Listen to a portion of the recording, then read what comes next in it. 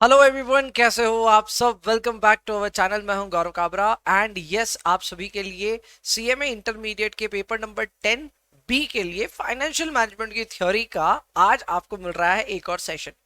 इससे पहले मैं और एक सेशन ले चुका हूं, जिस सेशन में मैंने कॉस्ट एंड मैनेजमेंट अकाउंटिंग की पूरी थ्योरी को एक ही क्लास में समाप्त किया था। वो ऑलरेडी यूट्यूब पे है एंड उसकी लिंक आपको कहीं ना कहीं डिस्क्रिप्शन पे या फिर आई बटन में मिल जाएगी। एंड ये है उसकी सेकेंड क्लास, जिसमें हम लोग फाइनेंशियल मैनेजमेंट की सारी थ्योरी को कवर करेंगे। गोज विदाउट सेइंग, हम लोग जितनी थ्योरी यहाँ पे पढ़ रहे हैं obviously that is a lot, क्योंकि हम काफी ज्यादा पास्ट टर्म पेपर्स वगैरह के शॉर्ट नोट्स उठा उठा करके पढ़ रहे हैं। बट हर चीज की लिमिट, मैं कह सकता हूं, लिमिट होती ही नहीं है। So it is basically limitless. तो ऐसे में मैं हमेशा इंकरेज करूंगा कि आप थोड़ा सा और अपनी तरफ से भी एफर्ट डालें अगर आप थ्योरी के भरोसे जा रहे हैं तो। वैसे हम लोगों ने इस पे काफी बार चर्चा करी और मैंने आपको पहले भी बताया कि अगर आप थ्योरी एग्जाम में छोड़ोगे और प्रैक्टिकल करोगे तो ज्यादा स्कोरिंग है। थ्योरी रिलेटिवली लेसर स्कोरिंग होता है, बट कभी कभार मुझे भी पता है हम फंस जाते हैं, अटक जाते हैं, और उस समय हमें थ्योरी अटेम्प्ट करनी पड़ती है। And this is why we have created this separate class for you. ये सेशन बहुत धमाकेदार होगा, मेरा जो अंदाजा है लगभग 1.5-2 घंटे चलेगा। एंड उस बीच में आप फाइनेंशियल मैनेजमेंट की सारी थ्योरी को कवर कर रहे होंगे। आइए, without any further delay let's get started. सबसे पहले इंट्रोडक्शन टू फाइनेंशियल मैनेजमेंट वाला जो हमारा टॉपिक है, उसमें हमें एक एक करके कई सारे वेराइटी ऑफ टॉपिक्स के बारे में पढ़ना है।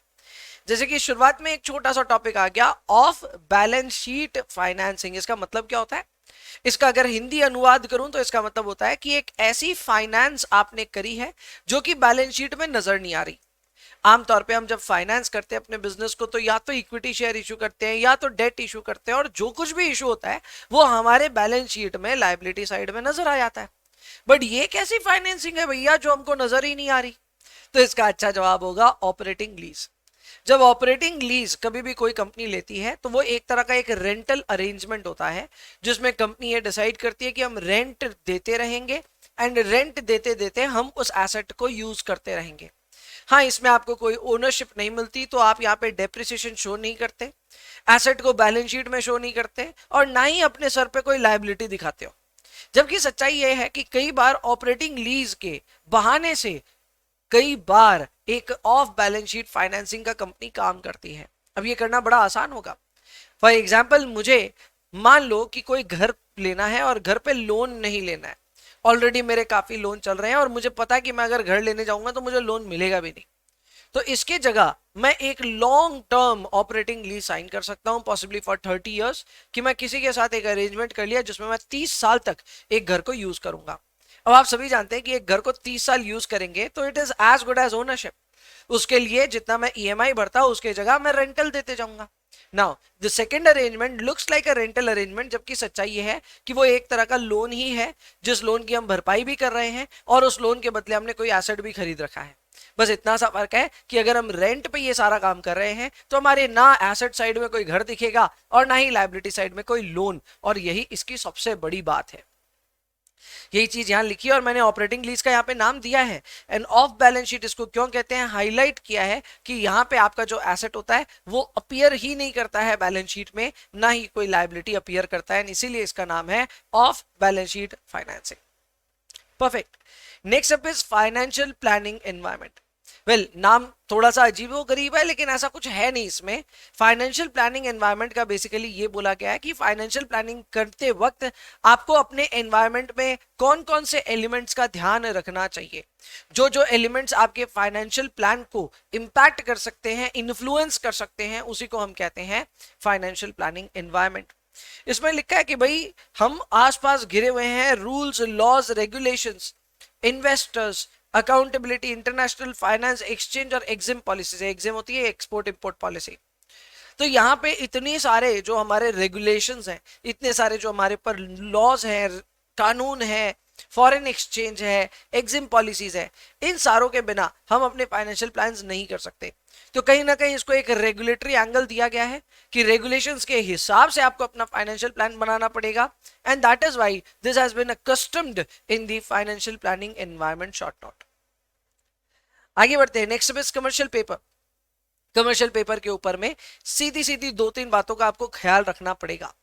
कमर्शियल पेपर सबसे पहले एक अनसिक्योर्ड, मेरे साथ साथ बोलिएगा please, it is an unsecured money market instrument. It is an unsecured money market instrument, लेकिन इसकी खास बात ये होती है कि ये कमर्शियल पेपर जो होते हैं, ये कमर्शियल पेपर हर कोई इशू नहीं कर सकता है। इन कमर्शियल पेपर को इशू करने के लिए एक कंपनी को एक बढ़िया क्रेडिट रेटिंग रखनी पड़ेगी, क्रेडिट वर्दीनेस प्रूव करनी पड़ेगी, एंड तभी जाकर के इस तरह की इशू को हम इशू कर पाएंगे। एक कंपनी क्योंकि इसे मनी मार्केट में इशू करती है, तो जाहिर सी बात है यहाँ पे फंडिंग आपको जो मिलती है वो ज्यादा से ज्यादा 1 साल तक मिल सकती है। आमतौर पे जो कमर्शियल पेपर्स होते हैं ये 7 दिन से लेकर के 1 साल तक की अवधि यानी कि होराइजन के लिए हम लोग इशू करते हैं। ये अनसिक्योर्ड होते हैं, यानी इनके बदले कोई कोलैटरल सबमिट नहीं करना पड़ता। एंड तीसरा, ये हर किसी के बस की बात नहीं है, इसमें आपको क्रेडिट वर्दीनेस चाहिए, क्रेडिट रेटिंग चाहिए। यही बातें सारी यहां लिखी है कि ये अनसिक्योर्ड मनी मार्केट इंस्ट्रूमेंट है और सिर्फ क्रेडिट वर्दी कंपनीज इसको इशू कर सकती है। ऑब्वियसली ये ट्रांसफरेबल नेचर के हैं, इन द सेंस अगर आपने इसको खरीदा है इन द मनी मार्केट तो ऐसा जरूरी नहीं है कि आपको इसकी मैच्योरिटी तक इसको होल्ड करना ही पड़ेगा। If you wish you can transfer and sell this to anybody else. यहां पे मैच्योरिटी के टाइम पे आप अपने जो मैच्योरिटी को है उसको मैं कह सकता हूं अलग तरीके से ना डीले भी कर सकते हैं। कैसे? जब मुझे कमर्शियल पेपर के पैसे चुकाने होंगे उसमें मैं एक नया कमर्शियल पेपर इशू कर दूंगा। सो टेक्निकली एक कमर्शियल पेपर की जो रकम आएगी उसी से मैं अपना पुराना वाला कमर्शियल पेपर को अदा कर दूंगा। सो इस तरह से कमर्शियल पेपर्स को मैं डिले कर सकता हूं उसकी मैच्योरिटी को। क्लियर? एंड सबसे बड़ा फायदा जो कमर्शियल पेपर का है वो ये है कि ना कि ये सिर्फ अनसिक्योर्ड है, ना कि ये सिर्फ मनी मार्केट इंस्ट्रूमेंट है, ना कि ये सिर्फ क्रेडिट वर्दी कंपनी के लिए है, बल्कि यहाँ पे जो रेट ऑफ इंटरेस्ट है वो भी बैंक से कम पड़ता है। यानी ये बात एकदम सही है कि अगर आपकी एक अच्छी तगड़ी कंपनी है जिसकी क्रेडिट वर्दीनेस बहुत ज्यादा अच्छी है, तो ऐसे में आपको rather than going to the banks आपको अप्रोच करना चाहिए मनी मार्केट को और वहां जाकर के कमर्शियल पेपर इशू करने चाहिए, क्योंकि यहां पे rate of interest bank loan से सस्ता है। परफेक्ट। आगे नेक्स्ट स्टेप है limitations of financial planning. Well, limitations of financial planning में देखो काफी बड़ी बड़ी लिमिटेशंस में यही बात आती है कि हम हमेशा पास्ट को देख करके ही फ्यूचर को प्रेडिक्ट करने की चेष्टा करते हैं। पास्ट और प्रेजेंट से जो हमारे साथ में फैक्ट्स एसोसिएट हो जाते हैं बिजनेस में, उन्हीं फैक्ट्स को यूज करके हम फ्यूचर को फॉरकास्ट करने की चेष्टा करते हैं। एंड ऑब्वियसली फॉरकास्ट जो है वो थोड़े से डाउटफुल तो होते ही हैं। फॉरकास्ट एक्चुअल में कन्वर्ट होगा कि नहीं होगा, गॉड नोस। इसके अलावा अगर हमें एक डिस्टेंट फॉरकास्ट करना पड़ रहा है, यानी आज से 1 साल 2 साल छोड़ो 10 साल बाद क्या होगा, अगर हमें यह बताना पड़ रहा है तो काफी हद तक ये डाउटफुल नेचर का ही होगा, क्योंकि इतने डिस्टेंट फॉरकास्ट को एक्यूरेटली प्रेडिक्ट कर पाना काफी ज्यादा डिफिकल्ट होता है। यही फाइनेंशियल प्लानिंग की सबसे बड़ी दिक्कत है। आप जब फाइनेंशियल प्लान बनाते हो तो ऑब्वियसली आप कुछ ना कुछ फॉरकास्ट कर रहे हो अपने बिजनेस के लिए। All these forecast are not so reliable, sometimes unpredictable as well, and that is why हम लोग यहाँ पे फाइनेंशियल प्लानिंग को डिसएडवांटेज के तौर पे या फिर लिमिटेशन के तौर पे पढ़ रहे हैं। Next step is again short note on commercial paper. वैसे एक बार तो इस पे चर्चा हमने कर ही ली, एक बार और सही। कमर्शियल पेपर पे यहाँ लिखा है कि ये मनी मार्केट इंस्ट्रूमेंट है, हम जानते थे। दूसरा, दिस इज इनेबल्ड और this is enabling highly rated corporate borrowers to basically fund themselves, वो भी एकदम सही बात है। इसके अलावा शॉर्ट टर्म फंडिंग और अनसिक्योर्ड बोरोइंग के पॉइंट को भी मैंने कवर किया, वो भी ठीक है। अब यहाँ कुछ एक्स्ट्रा पॉइंट्स के बारे में बात कर लेते हैं। Number 1, commercial paper minimum 5 lakh के डिनोमिनेशन पे ही इशू हो सकते हैं। 7 दिन से लेकर के 1 साल तक के होते हैं। जिस कंपनी को इसे इशू करना है उसके पास 5 करोड़ या उससे ज्यादा की नेटवर्थ होनी चाहिए। ना ही हम इसे मेच्योरिटी से पहले रिडीम कर सकते हैं और ना ही मेच्योरिटी के बियॉन्ड इसको एक्सटेंड कर सकते हैं। अब आप बोलेंगे डीले तो कर रहे थे, डीले करने में ऐसा नहीं हो रहा था कि हम एक कमर्शियल पेपर की एक्सपायरी को और आगे बढ़ा रहे थे, हम उसे एक्सपायर कर रहे थे bye issuing newer commercial papers. तो ये बात तय है कि कमर्शियल पेपर अगर आपने एक बार इशू कर दिया तो नियमित समय पे जो तय किया हुआ समय है उसी पे जाकर के आपको इसको मैच्योर भी करना पड़ेगा। फाइनली, क्रेडिट रेटिंग अच्छी होनी चाहिए, इसके ऊपर हमने पहले बात करी थी। अगेन, क्रेडिट रेटिंग याद करने की जरूरत है क्या? नहीं, नॉट नेसेसरी। आगे बढ़ते हैं। Next up is foreign currency convertible bonds. अब इन सब चीजों में आकर के ना स्टूडेंट बहुत कंफ्यूज होते हैं, इसलिए ये एक शॉर्ट क्रिस्प थ्योरी सेशन में ले रहा हूं कि इन सब एरियाज में ना आकर के आप फंसो नहीं। एफसीसी भी आता है और अचानक से बच्चा फ्यूज हो जाता है, बोलो यार ये क्या है, कैसे लिखे, कुछ भी लिखने चलते हैं। तो यार मैं आपको इसको ना अच्छे से एसोसिएट करवा देता हूं कि एग्जैक्टली है क्या। तो फॉरेन करेंसी कन्वर्टेबल बॉन्ड्स दरअसल एक ऐसी सिचुएशन है जहां पे आप एक इंडियन कंपनी हो और आप एक बॉन्ड इशू कर रहे हो इन अ फॉरेन करेंसी। तो पहले दो वर्ड्स आ गए फॉरेन करेंसी। इसका मैंने एग्जांपल दिया कि अगर एक इंडियन कंपनी कन्वर्टेबल बॉन्ड्स को इशू करती है यूएस में इन डॉलर्स, तो फिर वो एफसीसीबी में आ जाएगा। तो भैया पहले दो वर्ड्स है फॉरेन करेंसी, यानी आईएनआर छोड़ करके कोई और करेंसी में होना चाहिए। मैंने एग्जांपल यूएस डॉलर्स का दिया, इसका मतलब ये नहीं है हमेशा यूएस डॉलर्स होगा, it could be anything else, but primarily India अगर कहीं इंडियन कंपनी कहीं अगर बॉन्ड्स इशू करेंगे तो इट कुड बी यूएस। तो यहाँ पे नंबर 1 फॉरेन करेंसी में आपके बॉन्ड्स इशू होने चाहिए। नंबर 2 ये कन्वर्टेबल नेचर के होने चाहिए, यानी कि जब तय सीमा आ जाएगी, यानी कि जब इसका मेच्योरिटी आएगा उस समय जो भी बॉन्ड के इन्वेस्टर्स हैं उनके पास एक ऑप्शन रहना चाहिए whether they would like to convert their bonds into equity shares. यही बातें यहाँ लिखी है। यहाँ लिखा है that these are convertible bonds that are issued in currency other than the domestic currency of the issuing company. So अगर issuing company है इंडियन कंपनी तो ऐसे में उसकी डोमेस्टिक करेंसी होगी आईएनआर। आईएनआर छोड़ करके किसी में भी इशू करो it will be considered as foreign currency bond. अब ये भी अनसिक्योर्ड नेचर के होते हैं, fixed rate of interest follow करते हैं। ये क्योंकि बॉन्ड्स हैं तो ये थोड़े से लंबे अवधि के लिए इशू होते हैं and these are issued for 3 to 7 years। And जो लोग भी इसको सब्सक्राइब करते हैं they do not just get coupons but at the same time they also have an option to convert their bonds into equity shares at the time of maturity। तो ये है आपकी ओवरऑल सिचुएशन एफसीसीबी को लेकर के, which is foreign currency convertible bonds, and now you know it, इसको किस तरह से लिखना है। क्लियर? परफेक्ट। आगे बढ़ते हैं। अच्छा, इसमें और भी फीचर्स बच गए। एफसीसी में जो बड़े फीचर्स है वो ये है कि यहाँ पे रेट ऑफ इंटरेस्ट लो होती है, which is so true. India में अगर आप कोई बॉन्ड इशू करोगे then obviously you will have to give a little more interest in India, क्योंकि यहाँ पे इन्फ्लेशन भी ज्यादा है। पर वहीं पे अगर हम यूएस में इशू करेंगे तो यूएस में याद रखिए दोस्तों, वहां पे इंटरेस्ट रेट सिनेरियो इंडिया से काफी बेटर है एंड इसी वजह से you will get your bond issued at a lower rate, तो आपको सस्ता तो पड़ेगा। इसके अलावा it does not require any collateral, तो पहले ही हम इसके ऊपर बात कर चुके हैं, अनसिक्योर्ड नेचर का है, तो अनसिक्योर्ड होने की वजह से ये कोलैटरल वगैरह भी सबमिशन करने की जरूरत नहीं है। एंड क्योंकि ये लंबी अवधि के लिए इशू होते हैं 3 to 7 years में, तो जाहिर सी बात है कंपनियां आमतौर पे इसको किसी लॉन्ग टर्म अरेंजमेंट या फिर लॉन्ग टर्म कमिटमेंट के लिए यूज करते हैं। थिंक ऑफ इट इन सच अ वे कि मान लो इंडिया की कोई कंपनी है जिसको यूएस में कोई फैसिलिटी बैठानी है, तो यूएस में फैसिलिटी बैठाने के लिए यूएस डॉलर्स में पैसे चाहिए होंगे। एंड फैसिलिटी बैठाना कोई आजकल 2 दिन 3 दिन 4 दिन का काम नहीं है, ये लंबे अवधि तक फंसा रहेगा हमारा पैसा। तो ऐसे में मैं यही मानता हूं कि यहां पे एक एफसीसी भी लेना is a much much much better choice. Clear बच्चा लोग? Good, perfect. आगे बढ़ते हैं। Next up is GDR. GDR stands for global depository receipt. जिस तरह जीडीआर एक इंपॉर्टेंट टॉपिक है उसी तरह एडीआर भी एक इंपॉर्टेंट टॉपिक है। जीडीआर हुआ ग्लोबल डिपॉजिटरी रिसीट, एडीआर हुआ अमेरिकन डिपॉजिटरी रिसीट। आपको इसकी पूरी कहानी में समझाना चाहूंगा, but before that let me take you into an illustration. ये इलस्ट्रेशन आपको बहुत अच्छे से समझाएगा कि एग्जैक्टली क्या हो रहा है, प्लीज इस पे गौर कीजिएगा। ये देखिए प्लीज, सिचुएशन ये रही जीडीआर और एडीआर को समझाते हुए। आई होप आपको ये पूरा डायग्राम दिख रहा होगा। मैं जीडीआर और एडीआर आपको समझा रहा हूं, प्लीज गौर कीजिएगा। देखो यहां पे मैंने 2 सेक्शंस में बांटा इस डायग्राम को। पहला सेक्शन है इंडिया, दूसरा सेक्शन है कोई भी फॉरेन कंट्री। पहले इंडिया की बात करते हैं। मान लो इंडिया में एक कंपनी है, जाहिर सी बात है वो एक इंडियन कंपनी है, उसको यूएस में पैसे चाहिए और यूएस में इसको यूएस के ही इन्वेस्टर्स को शेयर इशू करके पैसे लेने हैं। क्या ये काम कंपनी यहां बैठे बैठे कर सकती है? जवाब है नहीं। क्यों नहीं कर सकती? क्योंकि इंडिया अगर इंडियन शेयर्स इशू करती है किसी भी फॉरेन इन्वेस्टर को, तो फॉरेन इन्वेस्टर को कॉन्फिडेंस कैसे आएगा? क्योंकि इंडियन शेयर्स अगर होंगे तो ज्यादा ज्यादा वो एनएसई बीएसई पे लिस्टेड होंगे। NSE BSE, just in case you don't know, it is stock exchange in India. तो इंडियन स्टॉक एक्सचेंज पे हमारे शेयर ज्यादा से ज्यादा लिस्टेड हो सकते हैं। पर वही अगर हम फॉरेन की बात करें, यूएस की बात करें, तो यूएस में तो लिस्टेड नहीं है उनके एक्सचेंजेस पे। तो अब उनका नैस्डैक बोल लो या फिर मैं कुछ भी बोल लो, तो वहां पे तो ये लिस्टेड नहीं है।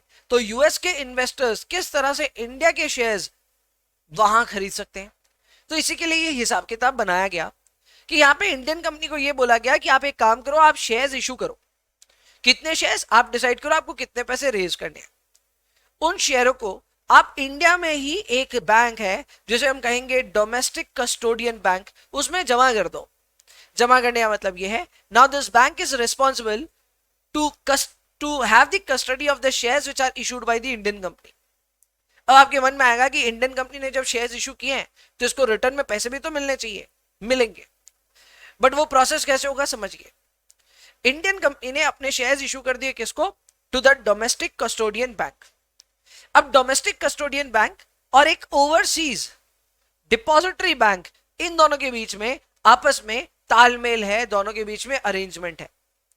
जैसे यहां कस्टोडियन बैंक के पास में शेयर्स आ गए तो वहां से जो हमारी ओवरसीज डिपॉजिटरी बैंक है वो डिपॉजिटरी रिसीट्स इशू करेगी। What are depository receipts? एक तरह से आप यही समझो कि वो शेयर सर्टिफिकेट ही है। एक बार के लिए ये समझो कि वो शेयर सर्टिफिकेट्स ही हैं, बस इतना फर्क है कि इंडिया वाले जो शेयर्स है वो रुपी डिनोमिनेटेड होते हैं और ये जो शेयर्स होते हैं इनको हम डॉलर डिनोमिनेटेड देखेंगे। अब आते हैं वापस इसकी कोर लैंग्वेज में। क्या हम इसे शेयर्स कह सकते हैं? जवाब होगा नहीं, इसे हम कहेंगे डिपॉजिटरी रिसीट। इसको डिपॉजिटरी रिसीट का नाम इसलिए दिया गया है क्योंकि डिपॉजिटरी बैंक इसको इशू कर रहा है अपनी तरफ से, एंड रिसीट का मतलब ये हो गया कि जो भी इन्वेस्टर इस डिपॉजिटरी रिसीट के बदले पैसे दे रहा है इस बैंक को, वो उसको एक तरह से रिसीट बना के दे रहा है कि yes you have an exposure into the shares of that Indian company. मतलब यूएस में बैठे इन्वेस्टर्स इंडिया के मान लो रिलायंस इंडस्ट्रीज के एडीआर अगर खरीद ले तो कहीं ना कहीं वो सारे इंटरनेशनल इन्वेस्टर्स या फॉरेन इन्वेस्टर्स इंडिया के रिलायंस इंडस्ट्रीज के शेयर होल्डर्स बन जाते हैं। ये डायरेक्टली नहीं हो रहा है, they are not directly buying Indian shares या Indian company shares, they are buying depository receipts which are having a backup of Indian shares. याद रखिए ये जो कस्टोडियन बैंक है इसका मेन काम यही है कि इन शेयर्स की कस्टडी रखना किसके बिहाफ में? डिपॉजिटरी बैंक के।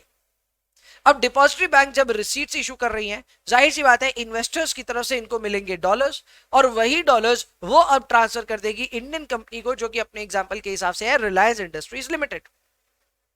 इस पूरे ट्रांजैक्शन में अगर आप देखेंगे तो सब लोग खुश हो गए हैं। जैसे इंडियन कंपनी की बात करें तो मान लेते हैं रिलायंस इंडस्ट्रीज को यूएस में डॉलर्स की जरूरत थी, उसने क्या किया? उसने अपने शेयर्स यहां इशू किए और कस्टोडियन बैंक को दे दिए। कस्टोडियन बैंक ने एक्नॉलेज कर दिया और यह बात बता दी to the overseas depository bank. Overseas depository bank ने वहां पे डिपॉजिटरी रिसीट इशू किया और उसके बदले डॉलर्स रिसीव कर लिया।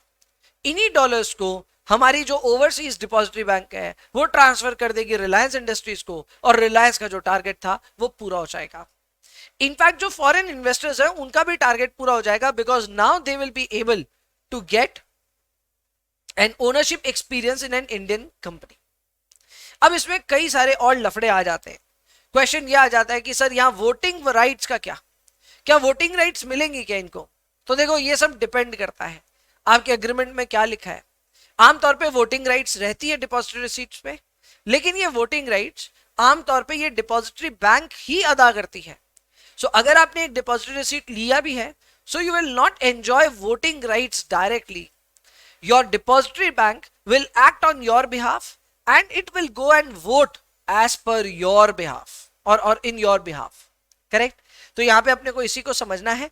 वैसे इसको जीडीआर तब कहते हैं जब ये इंडिया के बाहर कहीं पे भी इशू हो जाए, पर अगर ये पर्टिकुलरली आप अमेरिका में डिपॉजिटरी रिसीट्स को अगर इशू कर रहे हैं तो उसे हम कहते हैं एडीआर, यानी कि अमेरिकन डिपॉजिटरी रिसीट्स।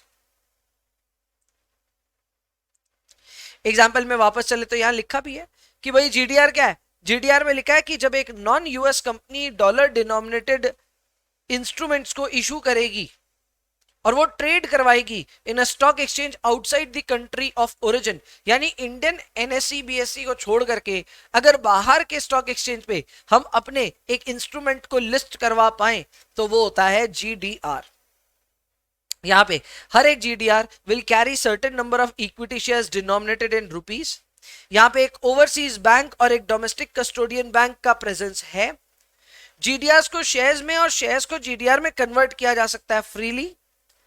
इसके अलावा मैंने यहाँ पे ये भी पॉइंट लिखा है कि ये लोग एंटाइटल टू वोट तो होते हैं, लेकिन इनका क्या वोट खुद से लगता है या फिर थ्रू डिपॉजिटरी बैंक लगता है, ये एक छोटा सा सोचने वाला बात है। क्लियर? यहां पे ये बात लिखी है that the overseas depository shall be entitled to vote on behalf of the holders of the depository receipt. बोलो जी, इज इट क्लियर? पक्का? तो next question number 8। Question number 8 है लेटर ऑफ क्रेडिट के ऊपर में। भैया ये क्या चीज है? सिंपल है, letter of credit are used as a guarantee of payment in overseas credit purchase transaction. अब ये कैसे होता है? सिंपल है, सपोज करो मुझे कुछ इंपोर्ट करना है, फॉरेन से पैसे नहीं है, तो मैं क्या करूंगा, मैं यहां से अपनी बैंक को बोलूंगा कि आप एक लेटर ऑफ क्रेडिट दे दो उस एक्सपोर्टर को, सो दैट उसको एक गारंटी मिल जाए कि कल को मैं तय किए हुए समय में अगर पैसे वापस नहीं किया तो फिर मेरी बैंक उस जो भी है एक्सपोर्टर उसको पैसे देगी। तो यहाँ पे डिफरेंस क्या आ रहा है? डिफरेंस इतना आ रहा है कि ऐसे कोई भी अगर आप ओवरसीज ट्रांजैक्शन करें तो सबसे पहले पैसे ही मांगेंगे, वो बोले पैसे भेजिए फिर हम यहाँ से शिपमेंट करेंगे। पर अगर हमारे पास अभी पैसे नहीं है और if we wish to enjoy a credit purchase, तब हम कैसे करेंगे? So we will go to our bank, obviously हमारे बहुत बढ़िया रिलेशनशिप होने चाहिए with our bank, and we will tell them कि भाई लेटर ऑफ क्रेडिट हमें दे दो ताकि उसके बदले हम लोग एक क्रेडिट परचेज कर पाए। इस क्रेडिट परचेज के बदले हम जब एलसी देंगे तो हमारे गुड्स वहां से शिप हो जाएंगे, एंड हम अपने दिए हुए समय में अगर पेमेंट कर दिए तो ठीक, नहीं तो हमारी बैंक करेगी उसके बदले payment.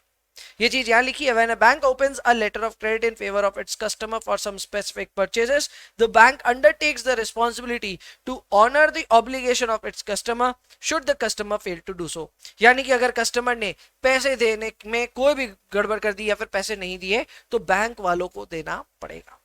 Clear? Perfect. Next up is sweat equity shares. Question number 9। Question number 9 है स्वेट इक्विटी शेयर्स पे। स्वेट इक्विटी शेयर्स काफी इंटरेस्टिंग सा कॉन्सेप्ट है जहां पे हम अपने डायरेक्टर्स या फिर एम्प्लॉइज को शेयर्स या तो डिस्काउंट पे देते हैं या फिर में ऐसे ही रिवॉर्ड के तौर पे दे देते हैं। अब ये रिवॉर्ड किस लिए दिया जा रहा है?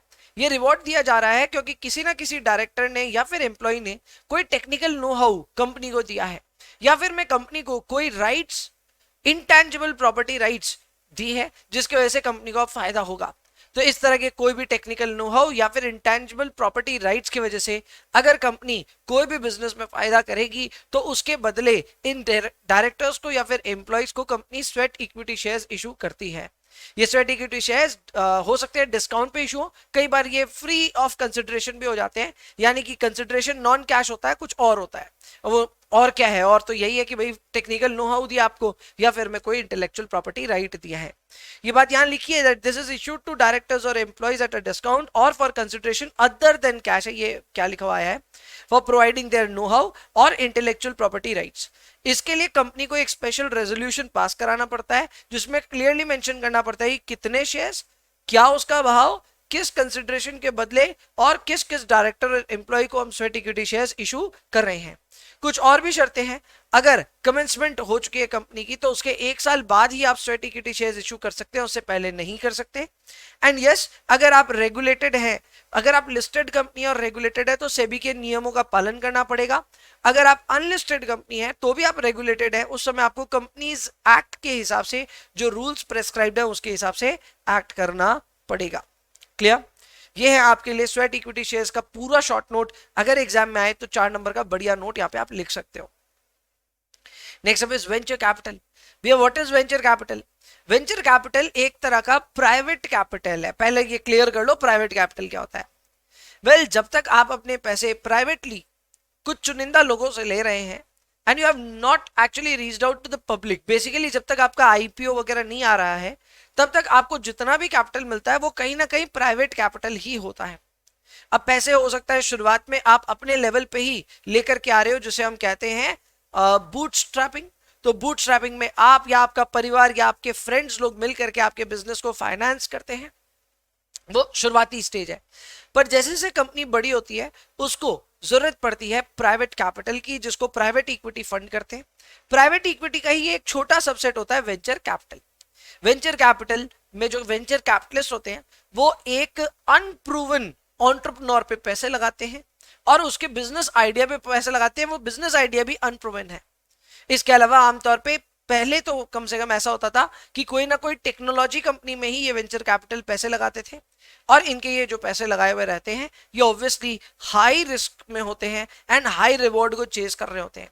यानी कि देयर इज गुड चांस कि अगर इन्होंने बहुत सारी कंपनियों में पैसे लगाए तो उनमें से तो काफी सारी कंपनियां ऐसे ही डूब जाएंगी, वो पैसे आएंगे ही नहीं। तो यहाँ पे हो सकता है कि पैसे डूबने के चांस हो, पर पैसे मल्टीप्लाई भी बहुत ज्यादा होते हैं। तो अगर एक आधा कंपनी भी चल पड़ी तो बहुत ज्यादा पैसा बनता है। तो ये है वेंचर कैपिटल अपने लिए। और क्या क्या लिखा है आइए देख लेते हैं। सबसे पहले यहाँ पे यही लिखा है कि भाई वेंचर कैपिटल में high risk high reward project में हम पैसा लगाते हैं। दूसरा, हम टेक्निकली और प्रोफेशनली क्वालिफाइड लोगों के ऊपर ही पैसे लगाते हैं जो कि अनप्रूवन होते हैं इस पॉइंट तक, लेकिन फिर भी काबिल तो हैं। तो हम एंटरप्रेन्योर्स पे पैसे लगाते हैं। इसके अलावा यहाँ पे ये लिखा हुआ है कि भाई जितने भी कमर्शियली अनप्रूवन टेक्नोलॉजी है, ठीक है ना, कमर्शियली अनप्रूवन टेक्नोलॉजी, उसके ऊपर हम लोग पैसे लगाते हैं। यानी टेक्नोलॉजी अभी तक बाहर नहीं है, लोग अभी तक उसको जानते नहीं है, हम तब उस पर पैसे लगा रहे हैं। जाहिर सी बात है बहुत रिस्की वेंचर है ये। अब बात आती है वेंचर कैपिटलिस्ट इन्वेस्ट कैसे करते हैं। तो देखो इनके पास दो तीन तरीके हैं। नंबर वन, ये कंपनी के इक्विटी शेयर होल्डर्स बन सकते हैं। कंपनी के 49% तक के शेयर्स ये खरीद सकते हैं फ्रॉम द प्रमोटर्स और द एंटरप्रेन्योर्स।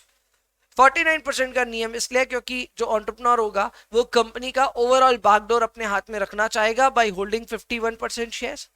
बाद बाकी 49% के बदले venture capital will fund their business.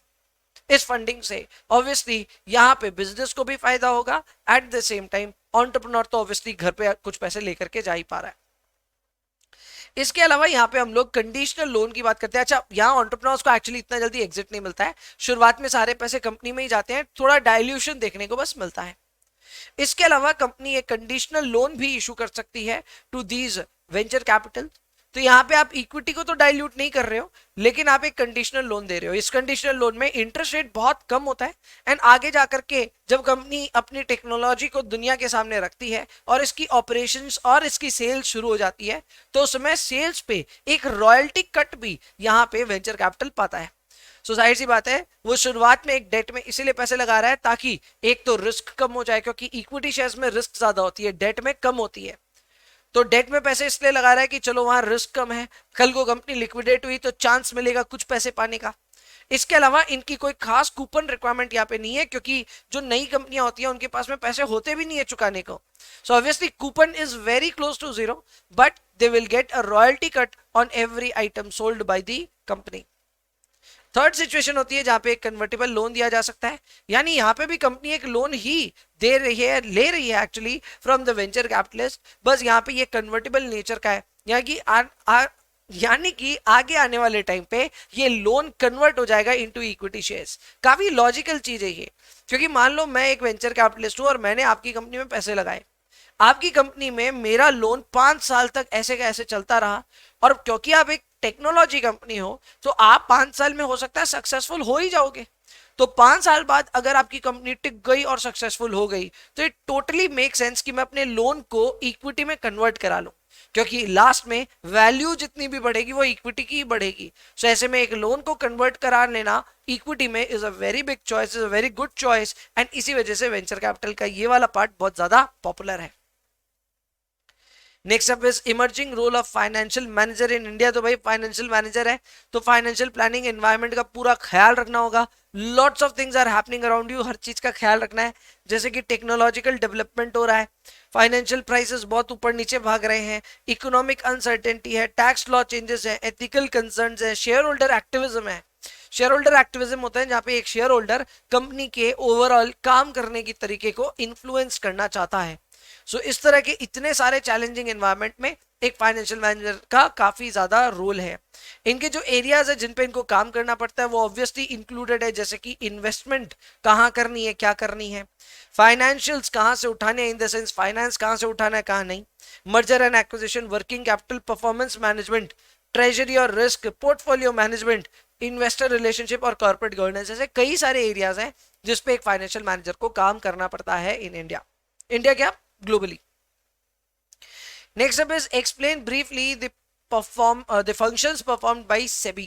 तो भाई सेबी इंडिया का वॉचडॉग है, यहाँ का रेगुलेटर है, जो कि कोई भी रेगुलेटेड कंपनी के ऊपर में तो सुपरविजन और मॉनिटरिंग करता ही है। इसके अलावा ये रेगुलेट करता है हर उस शख्स को जो कि इंडिया के स्टॉक एक्सचेंज से कैसे भी करके कनेक्टेड है। अब भले वो कंपनी हो या फिर हम जैसे मामूली शेयर होल्डर्स, हम सब पे नजर है सेबी की। तो SEBI is the central authority जिसको सेबी एक्ट 1992 के तहत बनाया गया। इसको पावर दी गई कि ये कंट्रोल कर सकता है, मॉनिटर कर सकता है all the activities on the stock exchange. ये रेगुलेट करता है स्टॉक एक्सचेंज को भी। इसके अलावा any person who is connected with the securities market is also regulated and controlled by SEBI. अब यहाँ पे सब ब्रोकर हो या फिर में आप शेयर ट्रांसफर एजेंट हो, फंड मैनेजर हो, पोर्टफोलियो मैनेजर हो, कोई भी हो, आप सभी केस में सेबी के दायरे में हो। इसके अलावा सेबी और भी कई चीजों को रेगुलेट करता है जिसमें आते हैं फंड्स एंड स्कीम्स, यानी जितने भी आप म्यूचुअल फंड सही है वगैरह ये सब सुनते हो, ये सारे सेबी के नियमों के हिसाब से ही ऐड भी बनते हैं और इन म्यूचुअल फंड स्कीम्स को सेबी मॉनिटर भी करता है। इसके अलावा insider trading, fraudulent activity, unfair trade practice को रोकना, ये भी सेबी का काम है। इसके अलावा कोई और इंफॉर्मेशन चाहिए किसी भी मैटर में तो they can ask for information from you. And obviously इनका ओवरऑल काम यही है कि इन्वेस्टर्स की दुख तकलीफ को भी सुनना। जैसे रिसेंटली ही ब्राइटकॉम ग्रुप में थोड़ी सी समस्याएं आ गई थी, जहां पे इन्वेस्टर्स को टाइम से बोनस नहीं मिल रहे थे, ये वो हुआ था, थोड़ी समस्या आई थी बेसिकली। तो उस समय सेबी ने बीच में छलांग लगा ली थी और सेबी ने बाद में जा करके ब्राइटकॉम ग्रुप को पेनल्टी भी लगाई कि भाई आप लोग अपने बोनस टाइमली इशू नहीं किए हो, तो ऑब्वियसली इसकी वजह से इन्वेस्टर्स को नुकसान हुआ है एंड ये नुकसान की भरपाई सेबी ने करवाई। इस तरह से सेबी काफी ज्यादा बार लगाते ही रहता है कभी ना कभी किसी ना किसी कंपनी पे पेनल्टी, अगर कोई भी इनसाइडर ट्रेडिंग या फिर कोई भी तरह की फ्रॉडुलेंट एक्टिविटी किसी भी इन्वेस्टर की तकलीफ बढ़ा रही है तो ऑब्वियसली उन सारी चीजों पर बात करता है सेबी। अब इसी में सेबी कई कई चीजें कर सकता है। क्या सेबी आपको ट्रेडिंग करने से रोक सकता है? हाँ जी, एकदम रोक सकता है। इसके अलावा सेबी जो है उन्होंने बाय सेल और ये सब करने से भी ना रोका हुआ है लोगों को। इसमें एक बहुत अच्छा एग्जांपल, अभी रिसेंट एग्जांपल है पीआर सुंदर, बहुत ही पॉपुलर ट्रेडर रहे हैं इंडिया के और इनफैक्ट उनके यूट्यूब पे गजब के मतलब सब्सक्राइबर्स भी हैं। आप चाहें तो अभी भी जाके चेक कर लेना, यूट्यूब पे पीआर सुंदर बोल करके एक ट्रेडर है जिनको रिसेंटली सेबी ने 1 साल के लिए बैन कर दिया है। इनको बोल दिया कि आप यहाँ पे मार्केट में, इंडियन मार्केट में ट्रेड नहीं कर सकते। क्या कसूर था भाई? कसूर इतना ही था कि बिना सेबी की रजिस्ट्रेशन लिए इन्होंने लोगों को अपनी एडवाइजरी के लिए पैसे चार्ज कर दिए थे। बस इतना सा काम करने में, ये एक्चुअली बस इतना सा काम नहीं है, बड़ा काम है, लेकिन फिर भी ये काम करने की वजह से पीआर सुंदर और उनके साथ वालों को सबको यहाँ पे 1 साल के लिए प्रोहिबिट कर दिया गया इन द इंडियन मार्केट। इसके अलावा किसी को भी रेस्ट्रिक्ट किया जा सकता है मार्केट में कोई एक्टिविटी करने से, इन्वेस्टिगेशन किया जा सकता है। किसी कंपनी अगर उसने ठीक ठाक काम नहीं किया तो उसको आगे प्रोस्पेक्टस इशू करने से रोका जा सकता है, और प्रोस्पेक्टस में क्या क्या चीजें लिखनी है क्या नहीं लिखनी, उन सारी चीजों पे भी टर्म्स एंड कंडीशन सेट करने का पावर किसके पास है? सेबी। तो सेबी के पास काफी ज्यादा पावर्स है। आप चाहें जितने पॉइंट्स यहाँ पे लिख सकते हैं, सेबी पावरफुल बहुत है और बहुत काम करता है, तो इसके फंक्शंस और इसकी पावर्स दोनों को मिलाकर के एक अच्छा शॉर्ट नोट तो बन ही जाएगा। नेक्स्ट आता है एक्सटर्नल कमर्शियल बोरोइंग। तो भाई एक्सटर्नल कमर्शियल बोरोइंग क्या है? तो नंबर 1, यहाँ पे बोरोइंग इंडिया के अंदर नहीं हो रही है, आप इंडिया के बाहर से कहीं से बोरो कर रहे हो, and this borrowing is happening from any financial institution outside India. तो यहाँ पे एक्सटर्नल कमर्शियल इंस्टीट्यूशन से हम बोरो कर रहे हैं। अब इसमें आईएमएफ एक सुप्रा नेशनल ऑर्गेनाइजेशन है, तो वहां से भी आप ले सकते हो। इसके अलावा यूएस की एग्जिम बैंक है, एडीबी एशियन डेवलपमेंट बैंक है, इस तरह के काफी ज्यादा और भी एक्सटर्नल कमर्शियल इंस्टीट्यूशंस है जहां से अगर आप लोन लेते हो तो फिर उसे हम कहते हैं एक्सटर्नल कमर्शियल बोरोइंग। आपके दिमाग में आएगा कि how is it different from FCCB और how is it different from ADR GDR? तो भाई एडीआर जीडीआर तो अलग ही चीज है। एडीआर जीडीआर में इक्विटी इशुएंस से रिलेटेड है, वो बॉन्ड से रिलेटेड नहीं है। नेक्स्ट है एफसीसीबी। तो एफसीसीबी में आप जब बॉन्ड्स को इशू करते हो तो आप डायरेक्टली किसी क्वालिफाइड इन्वेस्टर को अपने बॉन्ड्स इशू कर रहे हो यूएस में, पर यहां पे आप बड़े बड़े इंस्टीट्यूशन से लोन ले रहे हो। डिफरेंस है इस पूरे प्रोसेस में। Clear? Next up what are the basic financial decisions? तो भाई इसके ऊपर हमने बात की हुई है क्लास में भी। 3 ही बड़े डिसीजन होते हैं, एक होते हैं इन्वेस्टमेंट डिसीजन, एक होता है फाइनेंसिंग और एक होता है dividend decision.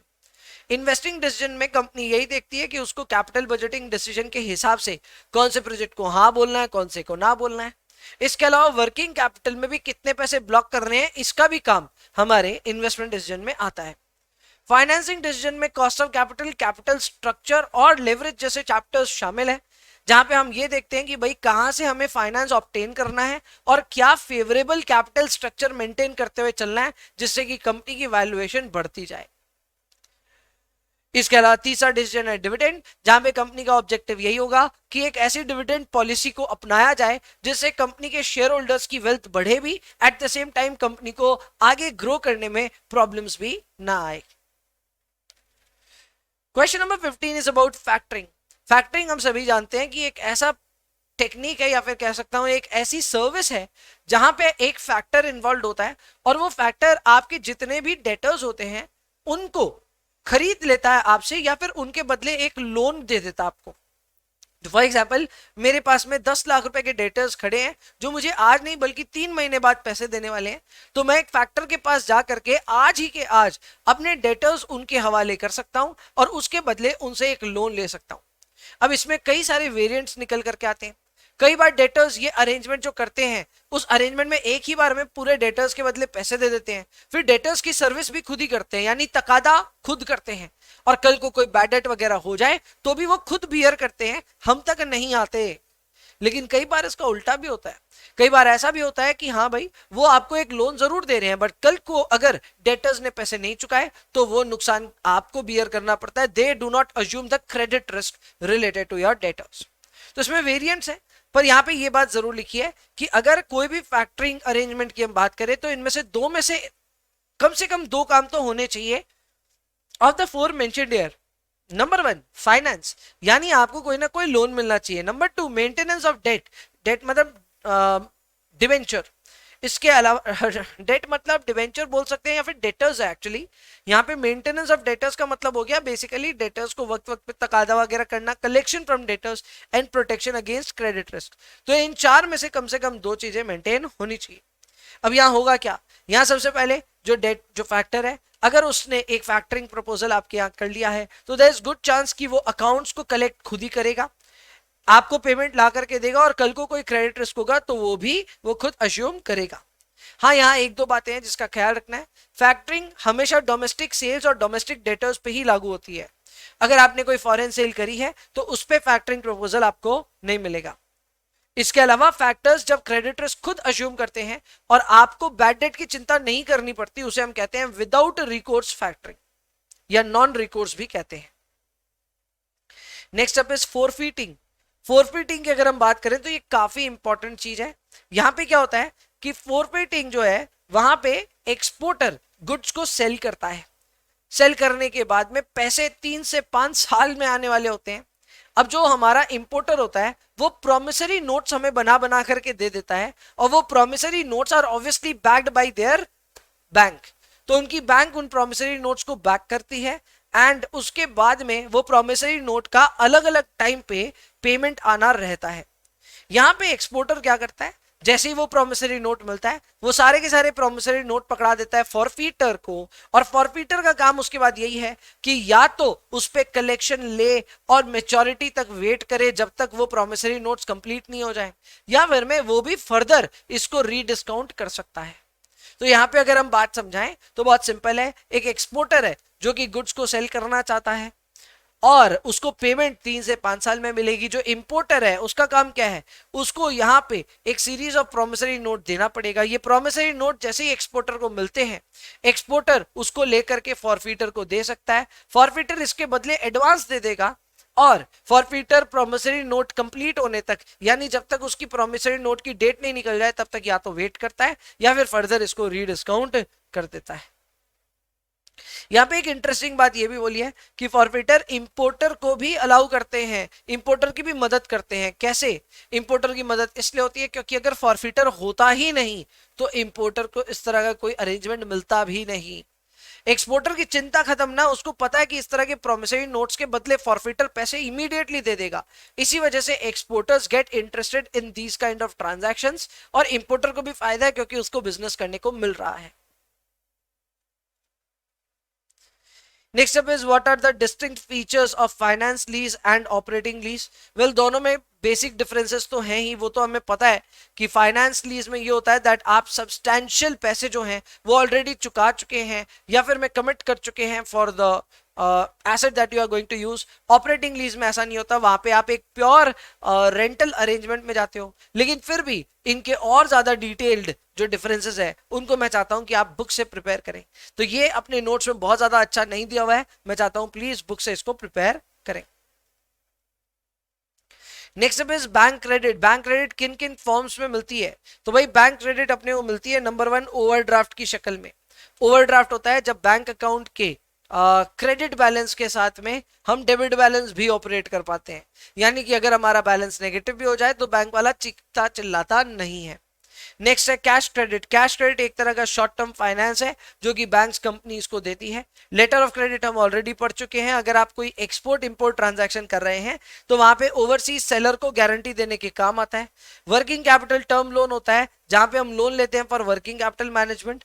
Funded interest term loan होता है जहां पे हम ऑलरेडी एक एग्जिस्टिंग लोन को चुकाने के लिए एक नया लोन ले रहे हैं, उसे हम कहते हैं funded interest term loan.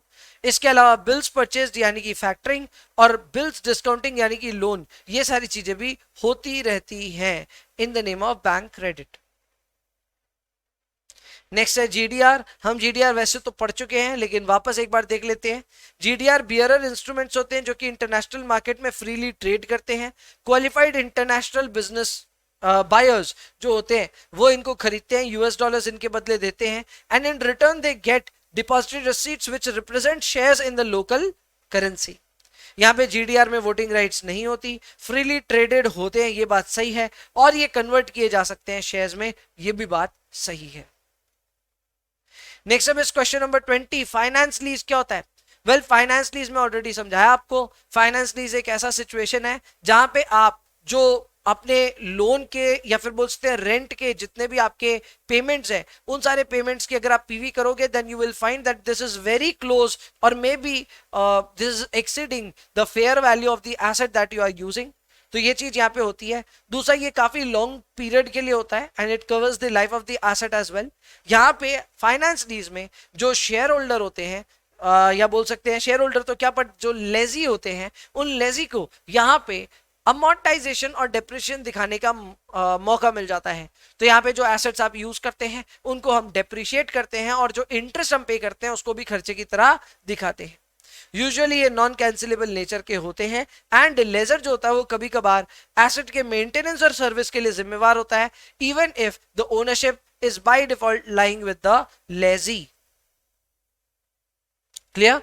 And obviously इस तरह के ऑप्शंस को आप रिन्यू भी कर सकते हो।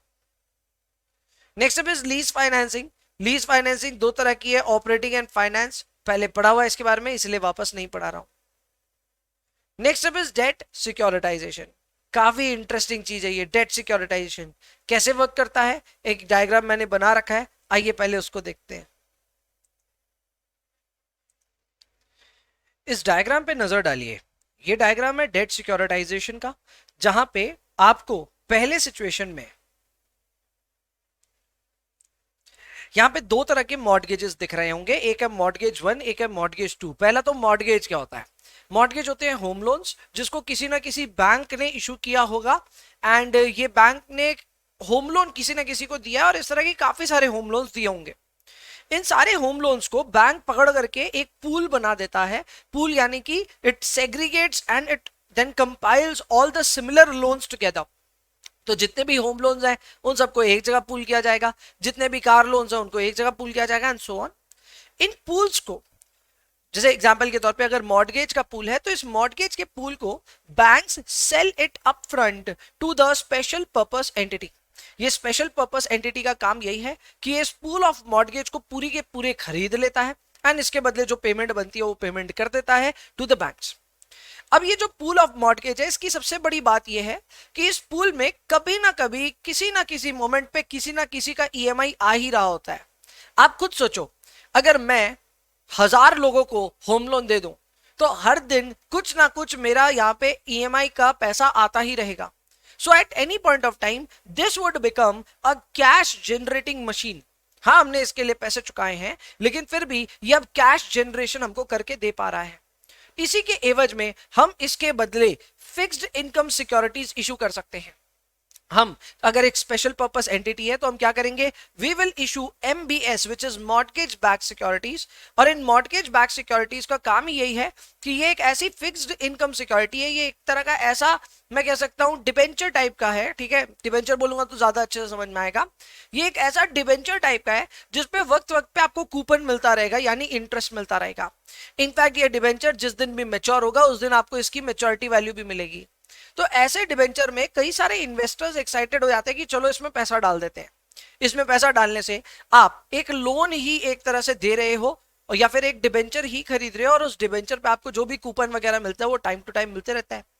ये सारे पैसे जो एमबीएस को इशू करने के बाद मिलते हैं, इन्हीं पैसों से चुकाया जाता है for the pool of mortgage. इस पूरे प्रोसेस में स्पेशल पर्पस व्हीकल जो होता है उसके खुद के कुछ पैसे बनते हैं डेफिनेटली, लेकिन इसके अलावा ओवरऑल इंटेंशन यही रहता है कि इस तरह के जो लंबे बड़े बड़े लोन्स हैं इनको छोटे छोटे सिक्योरिटीज में कन्वर्ट कर दिया जाए। आप खुद सोचिए, एक जब मॉर्टगेज इशू होता है तो करोड़ रुपए का हो सकता है, लेकिन जब उसकी पूल बनती है तो वो करोड़ों रुपए के मॉर्टगेजेस हैं। एंड उन्हीं को जब हम सिक्योरिटीज में कन्वर्ट कर देते हैं तो सिक्योरिटी की फेस वैल्यूज 10 रुपए 100 रुपए कितनी भी हो सकती है, और अब ये रेडिली एक्सेसिबल है by retail investors like us. अब हर किसी की तो ऑब्वियसली इतनी बैंडविड्थ नहीं है कि हम लोग किसी को करोड़ रुपए का लोन दे दें, but we can participate in this entire game by buying one MBS, जो कि 100-200 जितने भी रुपए में मिलेगा, आपने को कम से कम फील आएगा कि हमने भी किसी के घर के लोन के लिए कुछ योगदान दिया होगा, एंड उसके बदले हमें भी पैसे मिल रहे होंगे। इस पूरे प्रोसेस में जो बैंक होता है वो एक ओरिजिनेटर का काम करता है।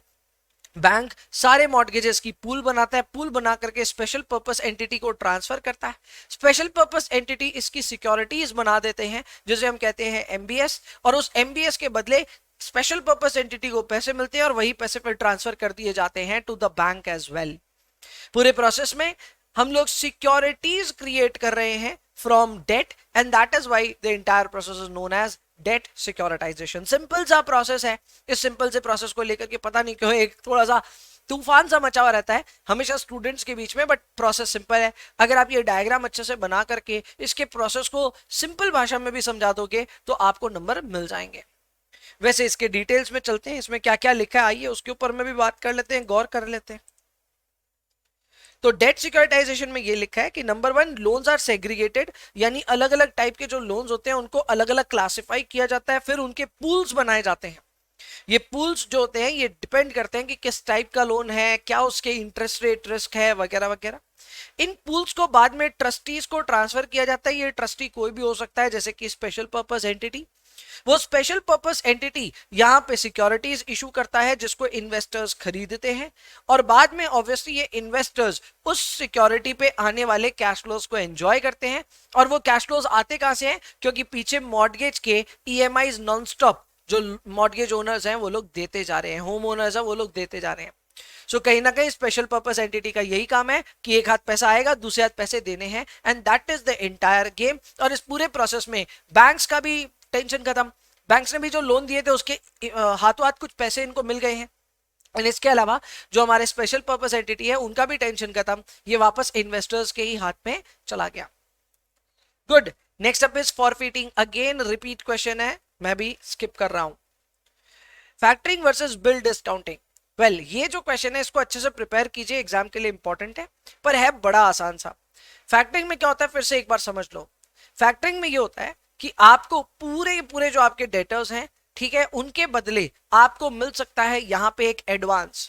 इस एडवांस में आपके साथ क्या होता है, एडवांस में हो सकता है कि फैक्टर आपके यहां पे क्रेडिट रिस्क भी अज्यूम कर ले, नॉन रिकोर्स नेचर का हो सकता है। इसके अलावा यहाँ पे जो आपको एडवांस मिलता है इसके लिए जो भी कमीशन वगैरह बनता है वो सब हम देते हैं, एंड फैक्टर यहाँ पे एक तरह से हमारे जो रिसीवेबल्स हैं, सारे रिसीवेबल्स, उनके अगेंस्ट हमको ये लोन दे सकता है।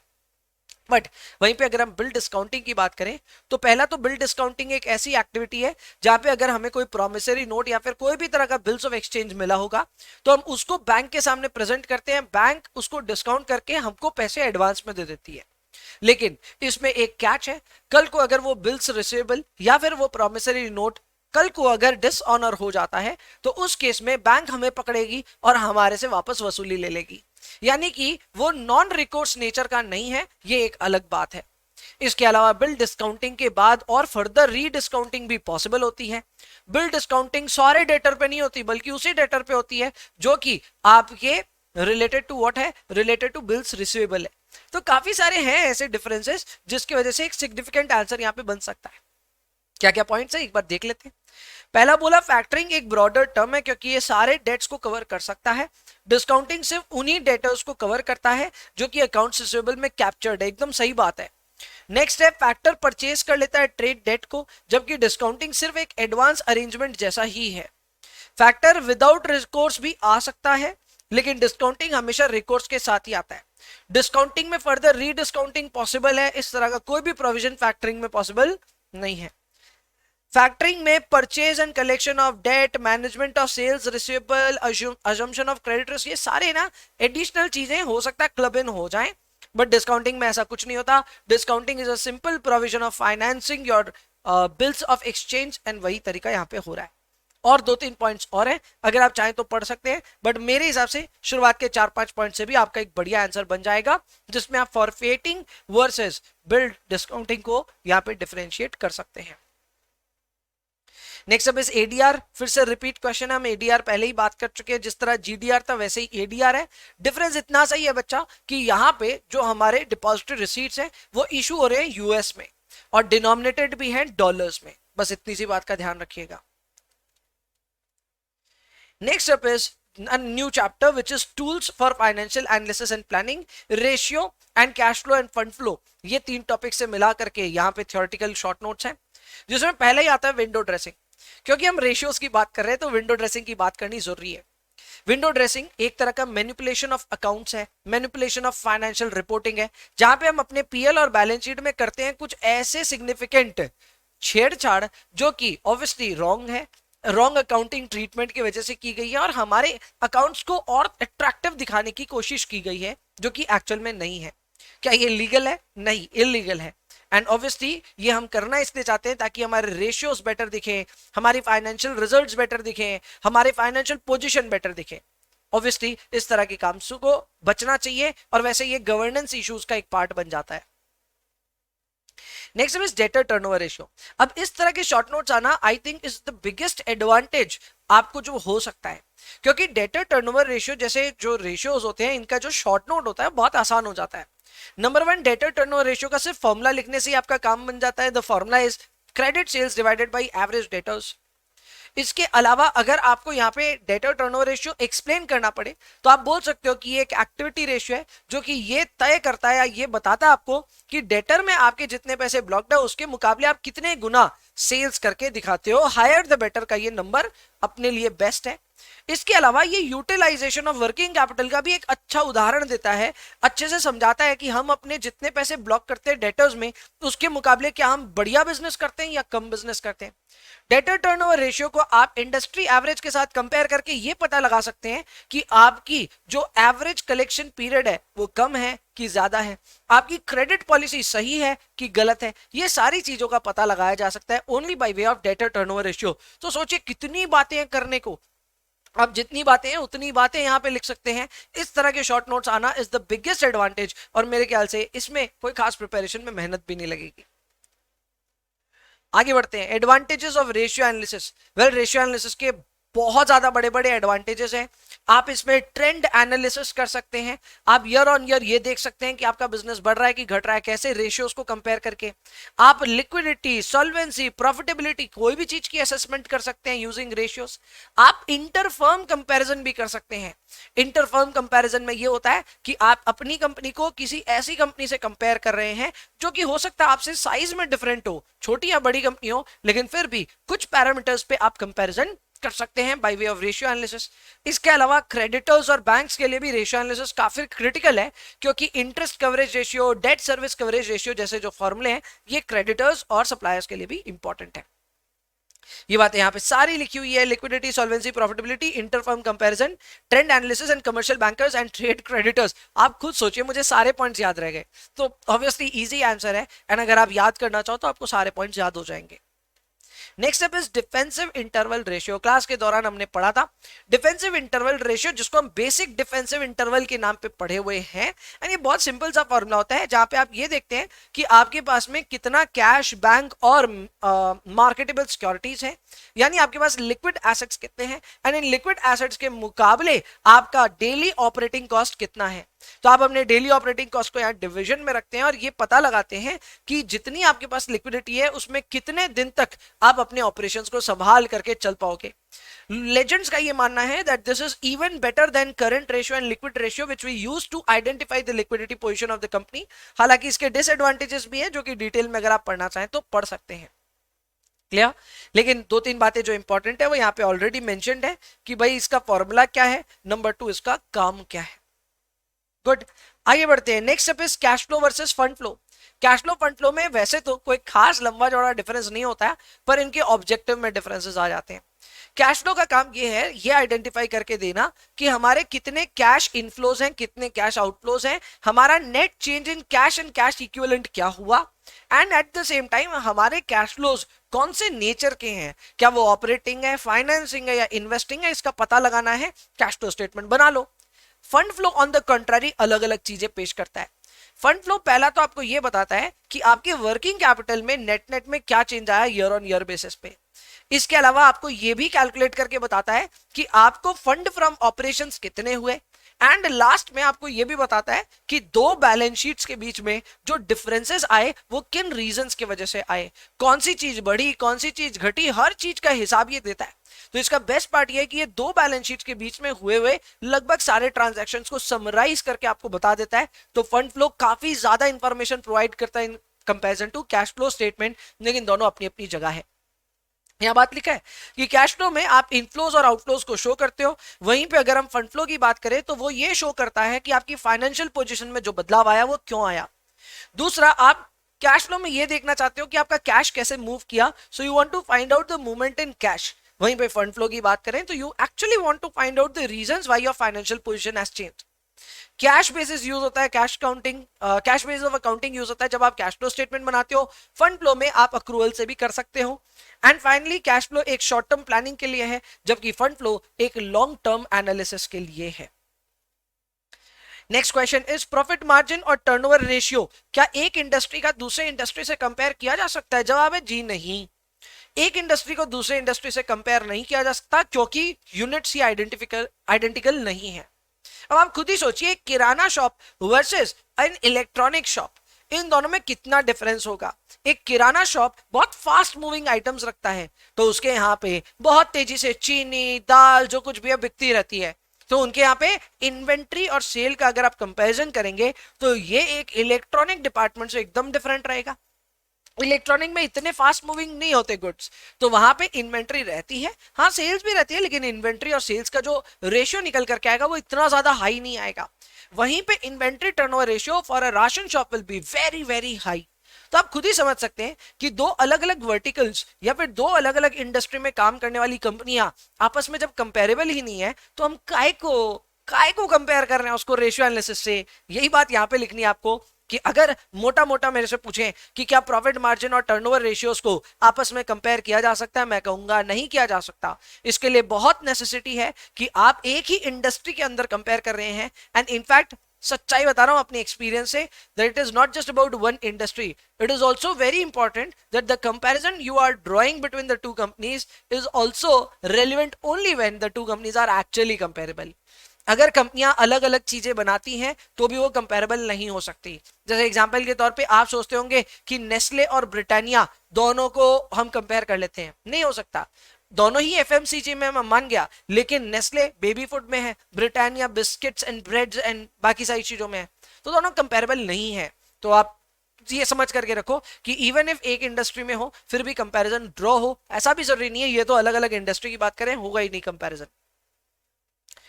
एनीवेज आगे बढ़ते हैं। Next step is indicate the important accounting ratios that will be used by the following transactions. तो इसमें पहला है लॉन्ग टर्म क्रेडिटर। वह लॉन्ग टर्म क्रेडिटर को डेट सर्विस कवरेज रेशियो और इंटरेस्ट कवरेज रेशियो की पड़ी है, पहला पॉइंट। दूसरा, बैंक जिसने शॉर्ट टर्म लोन वगैरह दे दिया है, शॉर्ट टर्म लोन देने वाला वर्किंग कैपिटल को लेकर के चिंतित होगा तो करंट रेशियो और क्विक रेशियो कैलकुलेट करेगा। शेयर होल्डर अंतिम, भाई share holder will be concerned about EPS, DPS, P ratio and many more. तो ये सारी चीजों की यहाँ पे कंपैरिजन शेयर होल्डर कर रहा होगा और बाकी सिंपल से एग्जांपल्स हैं। अब इसी तरह के कई एग्जांपल्स और भी एग्जाम में आते हैं जहां पे आपको ट्रांजैक्शन पूछ लेता है भाई कैश फ्लो स्टेटमेंट में कहां जाएगा, सीएफआई जाएगा, सीएफएफ जाएगा या फिर सीएफओ जाएगा, आपको बताना है वो।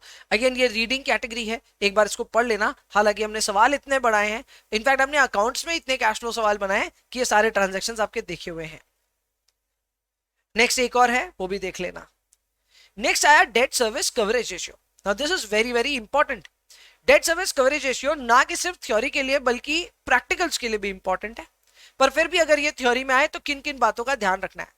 नंबर 1 इस बात का ध्यान रखना है कि debt service coverage ratio interest coverage ratio का एक्सपेंडेड वर्जन है।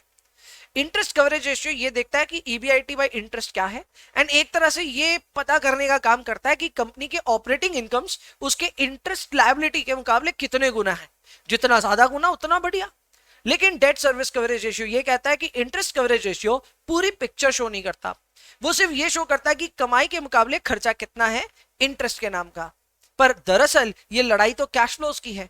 हमें यह भी चेक करना चाहिए कि हमारे कितने कैश फ्लोज बिजनेस में आते हैं इन द नेम ऑफ सीएफओ, उसके मुकाबले हमें कितने पैसे लोन के चक्कर में देने पड़ते हैं। जैसे कि इंटरेस्ट तो देना ही पड़ता है, इसके अलावा हमें लोन भी तो रिपे करना है, तो वो प्रिंसिपल अमाउंट का क्या। एंड इसीलिए डेट सर्विस कवरेज रेशियो बना हमारे सामने, जो कि हमें यह बताता है कि देखो भाई कंपैरिजन ड्रॉ करना है तो सबसे पहले पैट में डेप्रिसिएशन जोड़ो, बिकॉज हमें कैश इनफ्लो चाहिए। एंड उसके बाद में अगर कोई इंटरेस्ट ऑन लोन भी ऑब्वियसली चार्ज हुआ तो वो भी ऐड कर दो, and then you divide it by interest on loan plus the principal repayments as well. तो एक तरह से ऊपर में हम लोग अपने कैश इनफ्लोज देख रहे हैं और नीचे हम देख रहे हैं cash outflows which are going in the name of either interest or principal repayment. ये क्या चेक करता है, ये यही चेक करता है कि भाई आपके बिजनेस में क्या कैश फ्लोज इतने हैं क्या कि आप अपने जो कैश आउटफ्लो डिमांड है बिकॉज ऑफ द लोन उसे भरपाई कर पाओगे कि नहीं। Next up is significance of fund flow statement. काफी इसकी नाम हम लोग गाथा गा चुके हैं, एक बार आप इसे पढ़ सकते हैं, रीडिंग कैटेगरी में डाला हुआ है मेरा।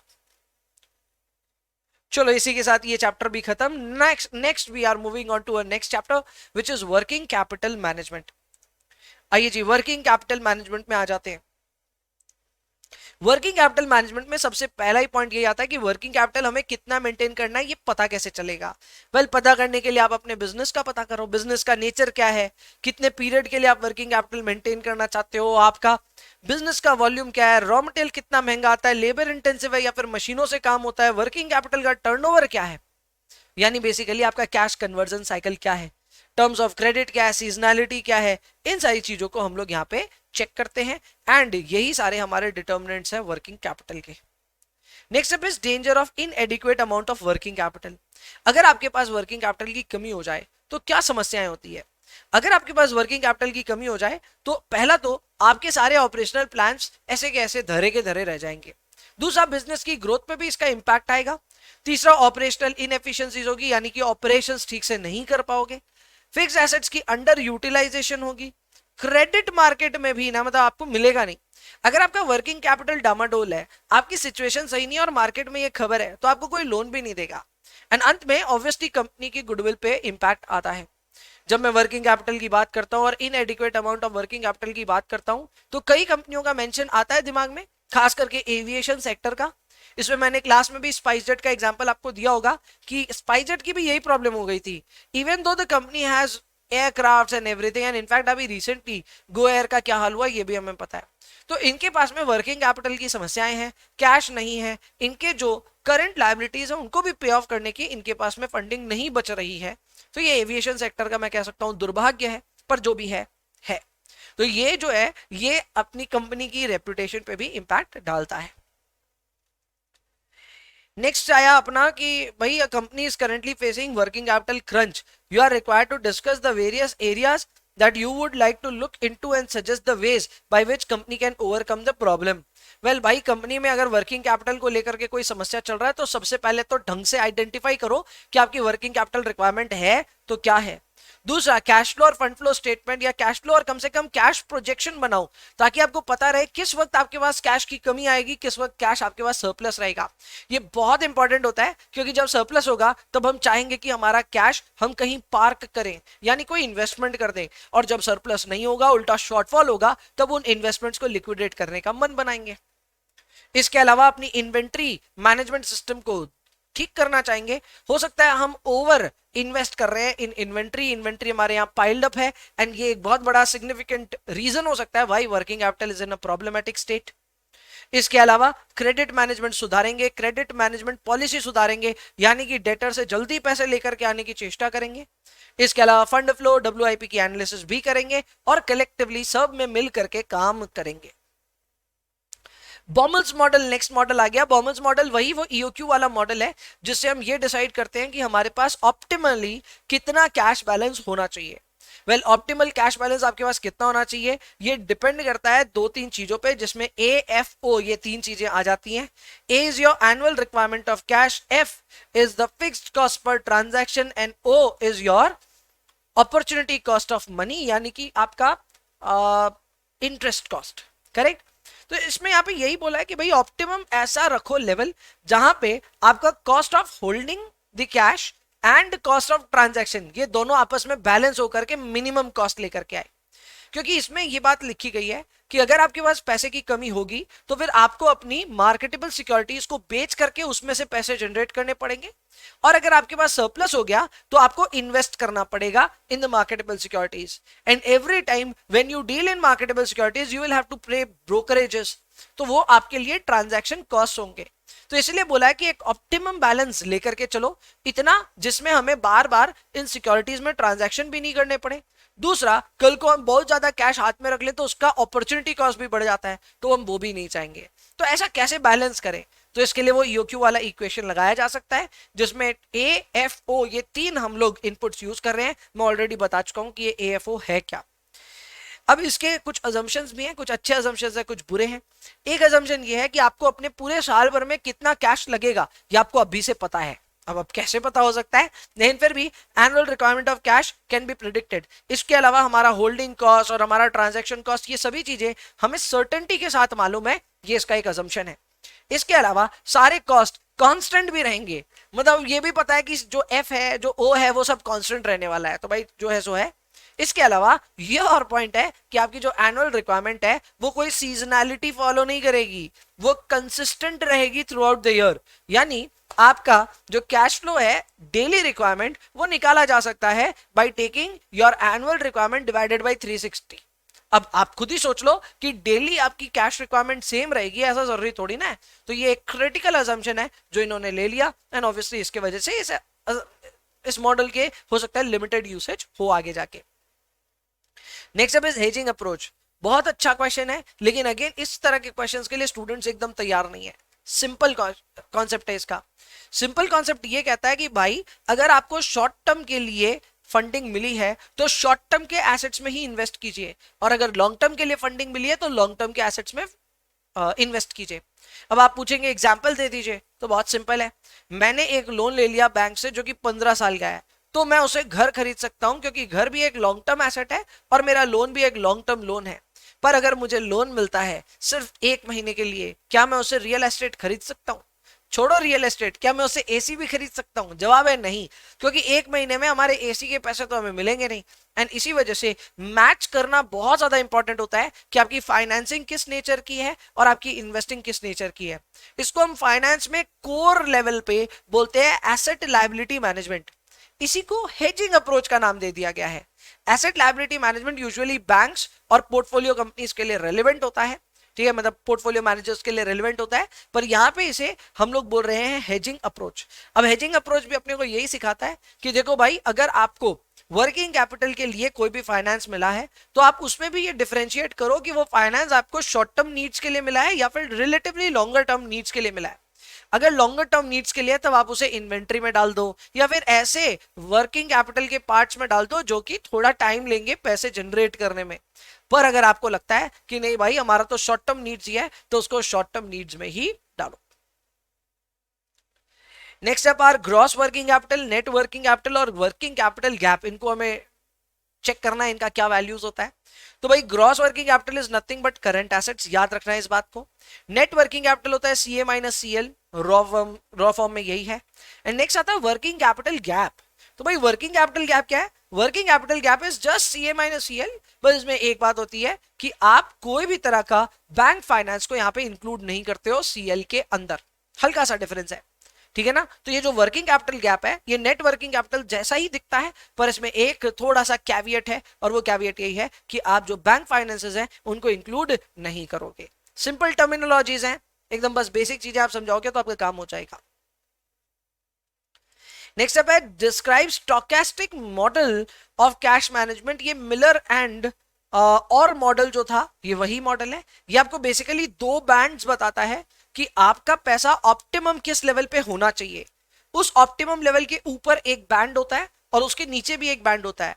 कल को आपका कैश बैलेंस ऑप्टिमम बैलेंस से बढ़ करके एक अपर बैंड को टच कर दे तो उससे ऊपर आपको कैश बैलेंस कोई हालत में लेके ही नहीं जाना है। आपको इमीडिएटली जो भी आपके पास कैश आ रहा है उसको आपको इन्वेस्ट करना है, ये इधर का नियम है। और कल को अगर आपका यही पैसा का जो लेवल है वो ऑप्टिमम लेवल तोड़ करके नीचे आकर के लोअर बैंड को टच कर दे तो वो एक्यूट लिक्विडिटी इशू पैदा कर सकता है, एंड उस समय हमने जो शुरुआत में इन्वेस्टमेंट करी होगी उनको हम लिक्विडेट करेंगे। ये अपने को सिखाता है स्टोकेस्टिक मॉडल। स्टोकेस्टिक इसको इसलिए बोलते हैं क्योंकि इसमें दो बैंड्स का काम हो रहा है, हालांकि इसको मिलर एंड और मॉडल के नाम से भी जाना जाता है। इसके ऊपर ना कोई प्रैक्टिकल आने की संभावनाएं बहुत कम है, थ्योरी आने के चांसेस ज्यादा हैं। क्लियर? और यहाँ पे अपर कंट्रोल लिमिट आपको क्या सिखाता है कि कैश को इन्वेस्टमेंट में तब्दील कर दो, और लोअर अगर आप टच कर दो तो इन्वेस्टमेंट को कैश में तब्दील कर दो।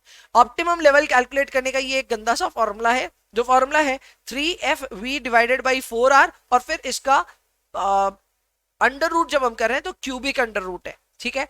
अब इसमें ख्याल एक चीज का रखना कि यहाँ F क्या है, तो भाई F is the fixed cost associated with the security transaction, V is the variance of the daily net cash flows। इसके अलावा R is our rate of interest। बस इसका ख्याल रखना, फॉर्मूले में डाल देना। अगर प्रैक्टिकल कल को कोई आ भी जाए तो प्रैक्टिकल 2 नंबर का ज्यादा से ज्यादा आ सकता है इधर। इसके अलावा ऑप्टिमल पॉइंट आपको बस पता होना चाहिए। यहाँ पे यही बोला है कि समस्याएं हैं इस मॉडल की समस्या ये है कि आपको एक्यूरेट डेटा मिले इसका चांसेस कम है। दूसरा, मॉडल थोड़ा कॉम्प्लेक्स है तो टाइम लगेगा इस पे वर्क करने के लिए। एंड तीसरा, यहाँ पे हर बात में एक ही बात बोली गई है कि अगर पैसे हैं तो मार्केटेबल सिक्योरिटी में डाल दो, और पैसे नहीं है तो मार्केटेबल सिक्योरिटीज को बेच करके पैसे जनरेट करो। तो इन्होंने इस एंगल पे कोई बात ही नहीं करी कि हम लोन भी तो ले सकते हैं। अगर हमारे पास पैसे की कमी है तो हम वर्किंग कैपिटल भी तो लोन ले सकते हैं। वो बात यहाँ कैप्चर ही नहीं हुई, ये इसीलिए इसका एक लिमिटेशन बन जाता है। लो जी, बढ़िया, आगे बढ़ते हैं। Next up is just in time. Just in time वैसे तो मटेरियल चैप्टर का है, लेकिन ठीक है वर्किंग कैपिटल में भी पूछा जाता है। तो जस्ट इन टाइम एक ऐसी टेक्निक है जहां पे आप हर चीज को बोलते हो जस्ट इन टाइम। यानी आपको रॉ मटेरियल एक्वायर करना है जस्ट इन टाइम, आपको WIP बनानी है just in time, finish good रखना है जस्ट इन टाइम।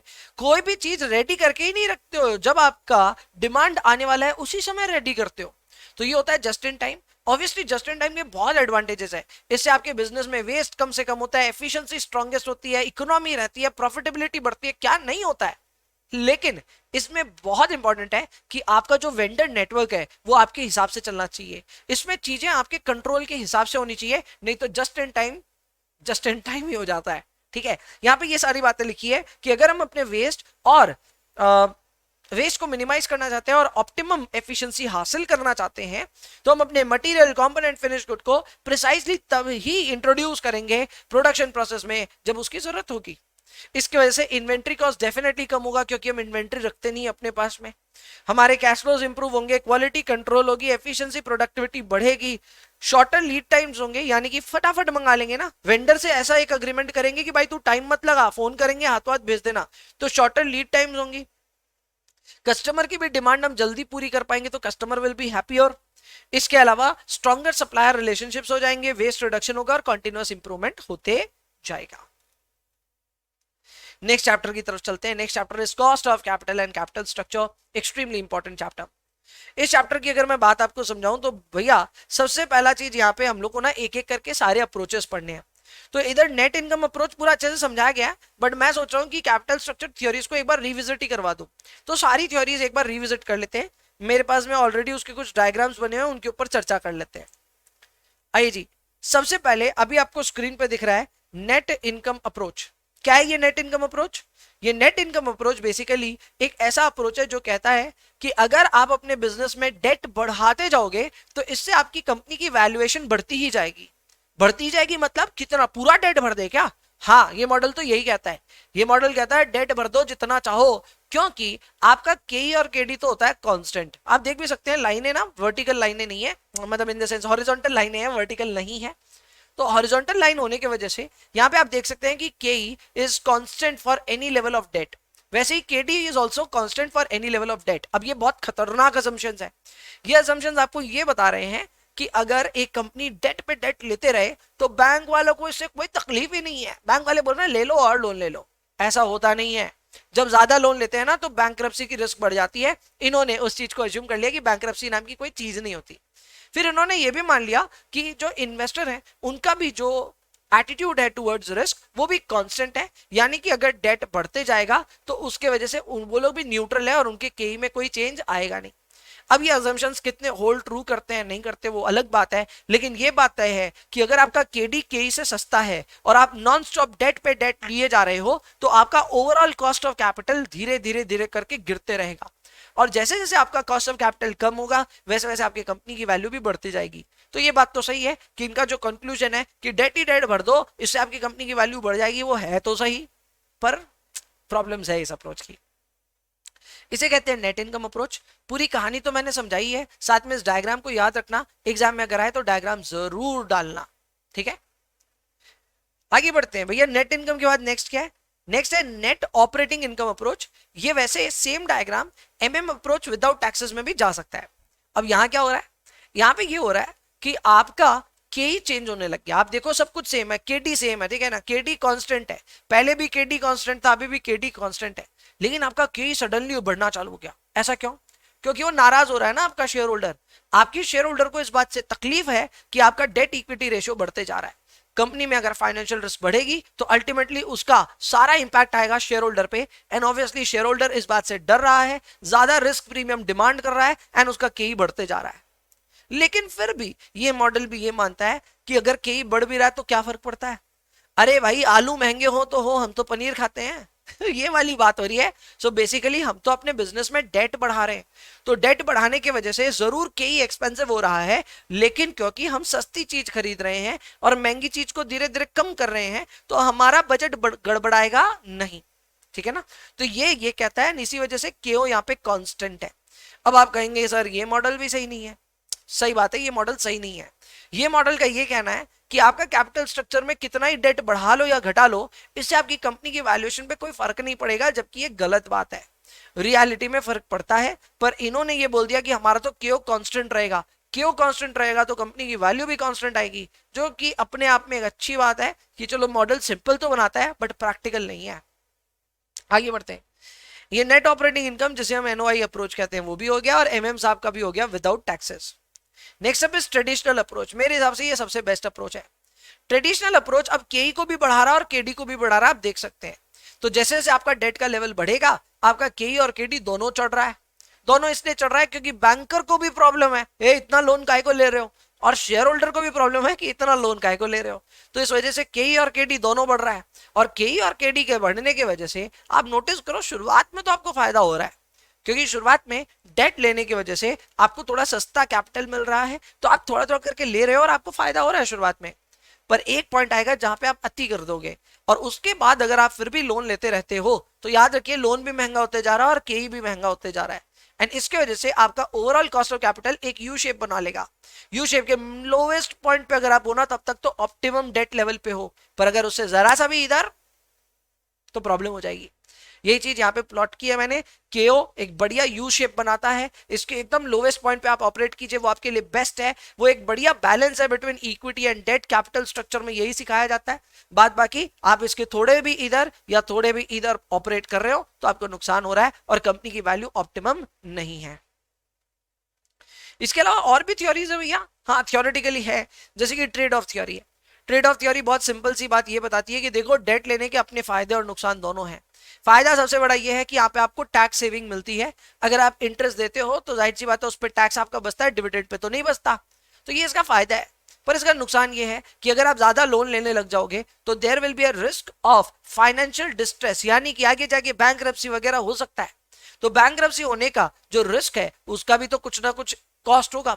उसके कॉस्ट को और हमारा जो बेनिफिट है उन दोनों को हम ट्रेड ऑफ करते रहते हैं, और जब तक हमारा बेनिफिट हमारे कॉस्ट पे भारी है तब तक लोन लेते रहते हैं, नहीं तो रवाना कर देते हैं। नेक्स्ट अब packing order theory. Packing order theory ये कहती है कि इंफॉर्मेशन पास ऑन मत करो बाहर। आपको पैसा चाहिए आप इंटरनल सोर्स से ले लो, यानी खुद ही कमाओ, खुद डिविडेंड मत दो, उसी को यूज कर लो, किसी को कुछ पता ही नहीं चलेगा। पर अगर उसके बावजूद आपको पैसे की जरूरत पड़ जाए तब आप डेट इशू करो, और उसके बाद में भी पैसे कम पड़ जाए तो जाकर के इक्विटी इशू करो। यह है पेकिंग ऑर्डर का प्रेफरेंस थ्योरी। सिंपल सा फॉर्मूला है या सिंपल सी थ्योरी है, यहां तक लेना आपका काम हो जाएगा। वापस अगर हम डिटेल में पढ़े तो नेट इनकम अप्रोच डिटेल में है। इसको बनाया डेविड ड्यूरैंड ने, और इन्होंने ये बोला कि कंपनी की जो वैल्यू है वो इंक्रीज होते ही जाएगी क्योंकि हम अपना कंपनी का ओवरऑल कॉस्ट ऑफ कैपिटल को मिनिमाइज करेंगे। ये कैसे होगा? By employing more and more debt into your capital structure. इसके असम्पशंस में यही है कि केडी केई से कम है, वो तो हमने देख लिया डायग्राम में भी, केई ऊपर था केडी नीचे था। दूसरा इन्होंने केई और केडी को कांस्टेंट माना, वो भी हमने देख लिया डायग्राम में, दोनों हॉरिजॉन्टल लाइंस थी। लास्ट में टैक्सेस इन्होंने माने नहीं है, उसके ऊपर हमने बात करी थी कि भाई टैक्सेस नहीं होने चाहिए यहाँ पे। एंड इसके अलावा यहाँ पे जो जनरल कंक्लूजन निकल करके आता है वो ये है कि जैसे जैसे आप डेट बढ़ाओगे वैसे वैसे केओ कम होगा, और केओ कम होगा तो वैल्यू ऑफ द फर्म बढ़ते जाएगा। नेक्स्ट अब सीएपीएम। भैया सीएपीएम क्या है? सीएपीएम एक ऐसा मॉडल है जो कि कॉस्ट ऑफ इक्विटी को कैलकुलेट करने में मदद करता है। इसके कंपोनेंट्स को याद कर लेना, which is R F plus R M minus R F into beta. अब इस मॉडल का यह अजम्पशन है कि हम अपने कॉस्ट ऑफ कैपिटल में सिर्फ सिस्टमैटिक रिस्क को ही कैप्चर कर सकते हैं, because unsystematic risk can be diversified. Unsystematic risk वो होती है जो कि आप चाहो तो एक पोर्टफोलियो क्रिएट करके कंपनी स्पेसिफिक रिस्क को एलिमिनेट कर सकते हो। अब अगर वो एलिमिनेट हो ही जाएगा तो फिर उसके लिए प्रीमियम देना ही क्यों है? एंड इसीलिए यहाँ पे प्रीमियम में हम बीटा यूज करते हैं, which is the measure of systematic risk, not total risk. इसके अलावा इस मॉडल में यह भी अज्यूम किया जाता है कि हमारे कोई ट्रांजैक्शन कॉस्ट नहीं है, और इन्वेस्टर्स जो वो रिस्क एवर्स नेचर के हैं, रैशनल है, वो सब अज्यूम किया जाता है। इसके अलावा यहाँ पे ये भी अज्यूम किया जाता है कि जो हमारा आरएफ है, जो हमारा आरएम है, वो भी कांस्टेंट है, जो कि एक्चुअल में नहीं होता है। ठीक है, तो ये सारी चीजें हैं, एंड इन्हीं सब चीजों से ये बना हुआ है सीएपीएम। इसके अजम्पशंस, इसके डिसएडवांटेजेस, इसका फॉर्मूला, ये सब लिख लेना, आपका काम हो जाएगा। और इसका ऑब्जेक्टिव क्या है? इसका ऑब्जेक्टिव है to calculate cost of equity. Next अब सीएपीएम के डिसएडवांटेजेस, हम पहले ही इसके ऊपर बात कर चुके हैं।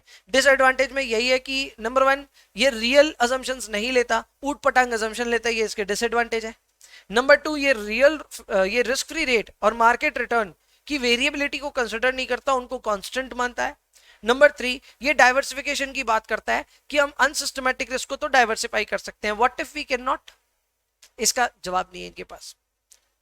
Anyways, next up is EBIT EPS analysis.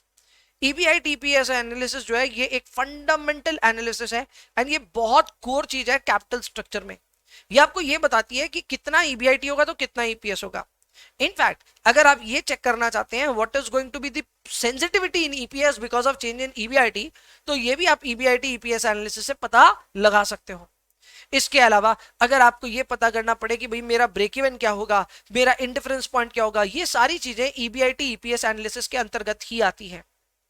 यहाँ पे क्लियरली ये बोला है कि अगर आप इंडिफरेंस पॉइंट लगाना चाहते हो तो एक फॉर्मूला लगाना पड़ेगा जो हम जानते हैं।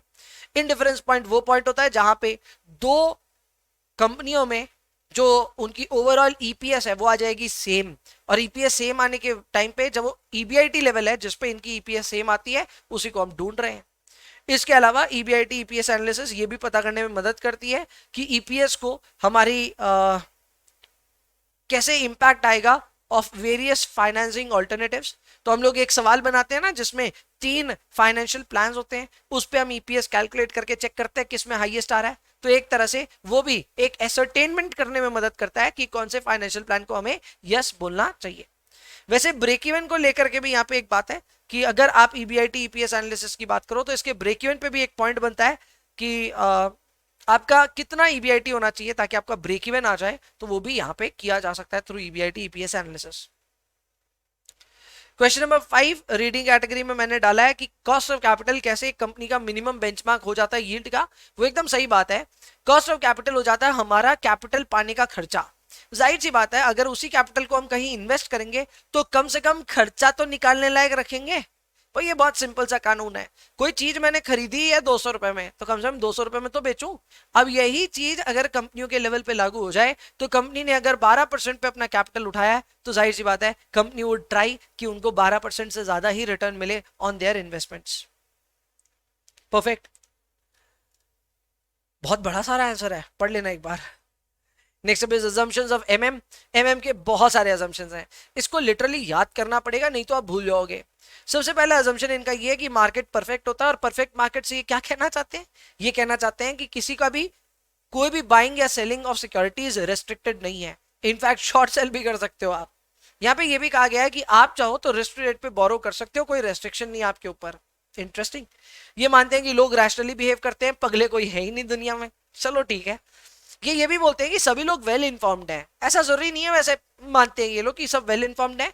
एंड सबसे बड़ी बात, कोई ट्रांजैक्शन कॉस्ट नहीं है। तो खरीदने बेचने का ना कोई एसटीटी लगता है ना कोई ब्रोकरेज लगता है। कौन से सपने में है यार ये लोग। बट एनीवेज इनका और भी अजम्पशन है। ये अजम्पशन ये भी मानते हैं कि कंपनी आपस में आइडेंटिकल है और आइडेंटिकल कंपनियों की ईबीआईटी भी आइडेंटिकल होंगी। इसके अलावा डिविडेंड पे आउट सबका 100% है, यानी कमाते हैं तो रिटेन नहीं करते, सबका सब बांट देते हैं पैसा। एंड लास्ट में टैक्सेस नहीं है, जो कि एक अजम्पशन लगभग सारी थ्योरीज में है। Next up is marginal cost of capital. Simple concept है, आपके पास आज तक जितना भी कैपिटल है उसको साइड रखो, पर अब यहां से अगर आपको कैपिटल रेज करना पड़ जाए तो जिस overall rate of cost of capital पे आपको वो कैपिटल उठाना पड़ेगा, वही आपके लिए मार्जिनल कॉस्ट ऑफ कैपिटल है। इसके लिए हम ये देखते हैं कि आने वाले जो पैसे हैं उसको हम किस अंदाज में उठाएंगे। कितना पैसा डेट से उठाएंगे, कितने पैसे इक्विटी से उठाएंगे, उनका हम मार्जिनल वेट्स निकालेंगे एंड हम न्यूअर इश्यूज के कॉस्ट निकालेंगे एंड फिर उससे वेटेड एवरेज कैलकुलेट करेंगे। जो हमारा वेटेड एवरेज रिजल्ट आएगा वो अब मार्जिनल कॉस्ट ऑफ कैपिटल बन जाएगा। एंड ये हमें बताता है कि हम जो इंक्रीमेंटल कैपिटल रेज करेंगे उसका ओवरऑल कॉस्ट क्या है। देखो यहां लिखा है cost of new or incremental capital, we are using marginal weights here.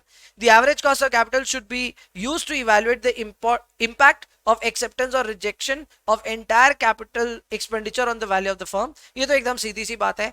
जो आपका मार्जिनल कॉस्ट ऑफ कैपिटल आएगा वही आपको बताएगा कि आपको किसी प्रोजेक्ट को करना चाहिए कि नहीं करना चाहिए, और अगर करेंगे तो कितने रुपए का एनपीवी इंक्रीमेंट होगा जिससे शेयर होल्डर वेल्थ बढ़ेगी। क्वेश्चन नंबर 8 एमएम हाइपोथेसिस के असम्पशंस हैं, ऑलरेडी हमने कवर कर लिए हैं।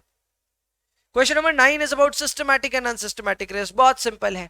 सिस्टमैटिक रिस्क वो रिस्क है जिसको आप एलिमिनेट नहीं कर सकते, डाइवर्सिफाई नहीं कर सकते। ये मैक्रो इकोनॉमिक फैक्टर्स की वजह से होता है, ऐसे फैक्टर्स जिसपे आपका कोई कंट्रोल नहीं है। वहीं पे अनसिस्टमैटिक रिस्क होता है वो रिस्क जो कि कंपनी स्पेसिफिक रिस्क है और कंपनी के खुद के हालातों और डिसीजंस की वजह से ये रिस्क पैदा होती है। जाहिर सी बात है इसको डाइवर्सिफाई किया जा सकता है। अगर आप एक पोर्टफोलियो बनाओ और उसमें काफी सारे शेयर्स इंक्लूड कर लो तो आपकी अनसिस्टमैटिक रिस्क ऐसे ही डाइवर्सिफाई हो जाएगी। ये बात यहां लिखी है। Unsystematic risk is company specific risk, it can be eliminated bye diversification. इसके अलावा सिस्टमैटिक रिस्क में ये लिखा है कि मैक्रो इकोनॉमिक या फिर मार्केट स्पेसिफिक ये रिस्क होता है, it can not be eliminated bye diversification. Inflation, government policy, interest, ये सारे रीजंस हैं जिसकी वजह से ये रिस्क रहती है और आप इसको डाइवर्सिफाई नहीं कर सकते। वाह, नए चैप्टर में प्रवेश। नया चैप्टर है डिविडेंड डिसीजन। डिविडेंड डिसीजन में पहला ही आ गया एमएम साहब का इररिलेवेंस थ्योरी। इसके ऊपर हमने सवाल भी बहुत बनाए हैं। वेल ये थ्योरी ये कहती है कि डिविडेंड दो या ना दो आपकी कंपनी की वैल्यूएशन पे कोई इंपैक्ट नहीं पड़ेगा। अच्छा, इन्होंने यही बात यहां लिखी है कि भाई कंपनी की जो वैल्यू है या फर्म की जो वैल्यू है वो डिपेंड करती है कंपनी की प्रॉफिटेबिलिटी पे, वो डिपेंड करती है कि कंपनी किस रिस्क क्लास में आता है। पर जहां तक डिविडेंड्स की बात है तो डिविडेंड देना नहीं देना, this is not going to impact your company's capitalisation. Interesting बात इन्होंने बोली है। इसी वजह से एमएम साहब की जो ये थ्योरी है इसे हम इररिलेवेंस थ्योरी के नाम से जानते हैं। नेक्स्ट अब what are the important factors to determine dividend policy. तो भाई डिविडेंड देने से पहले क्या क्या सोचते हैं। नंबर 1 तो ये देखते हैं रोकड़ा है कि नहीं है, यानी कैश पोजीशन आपके बिजनेस की क्या है ये देखते हैं।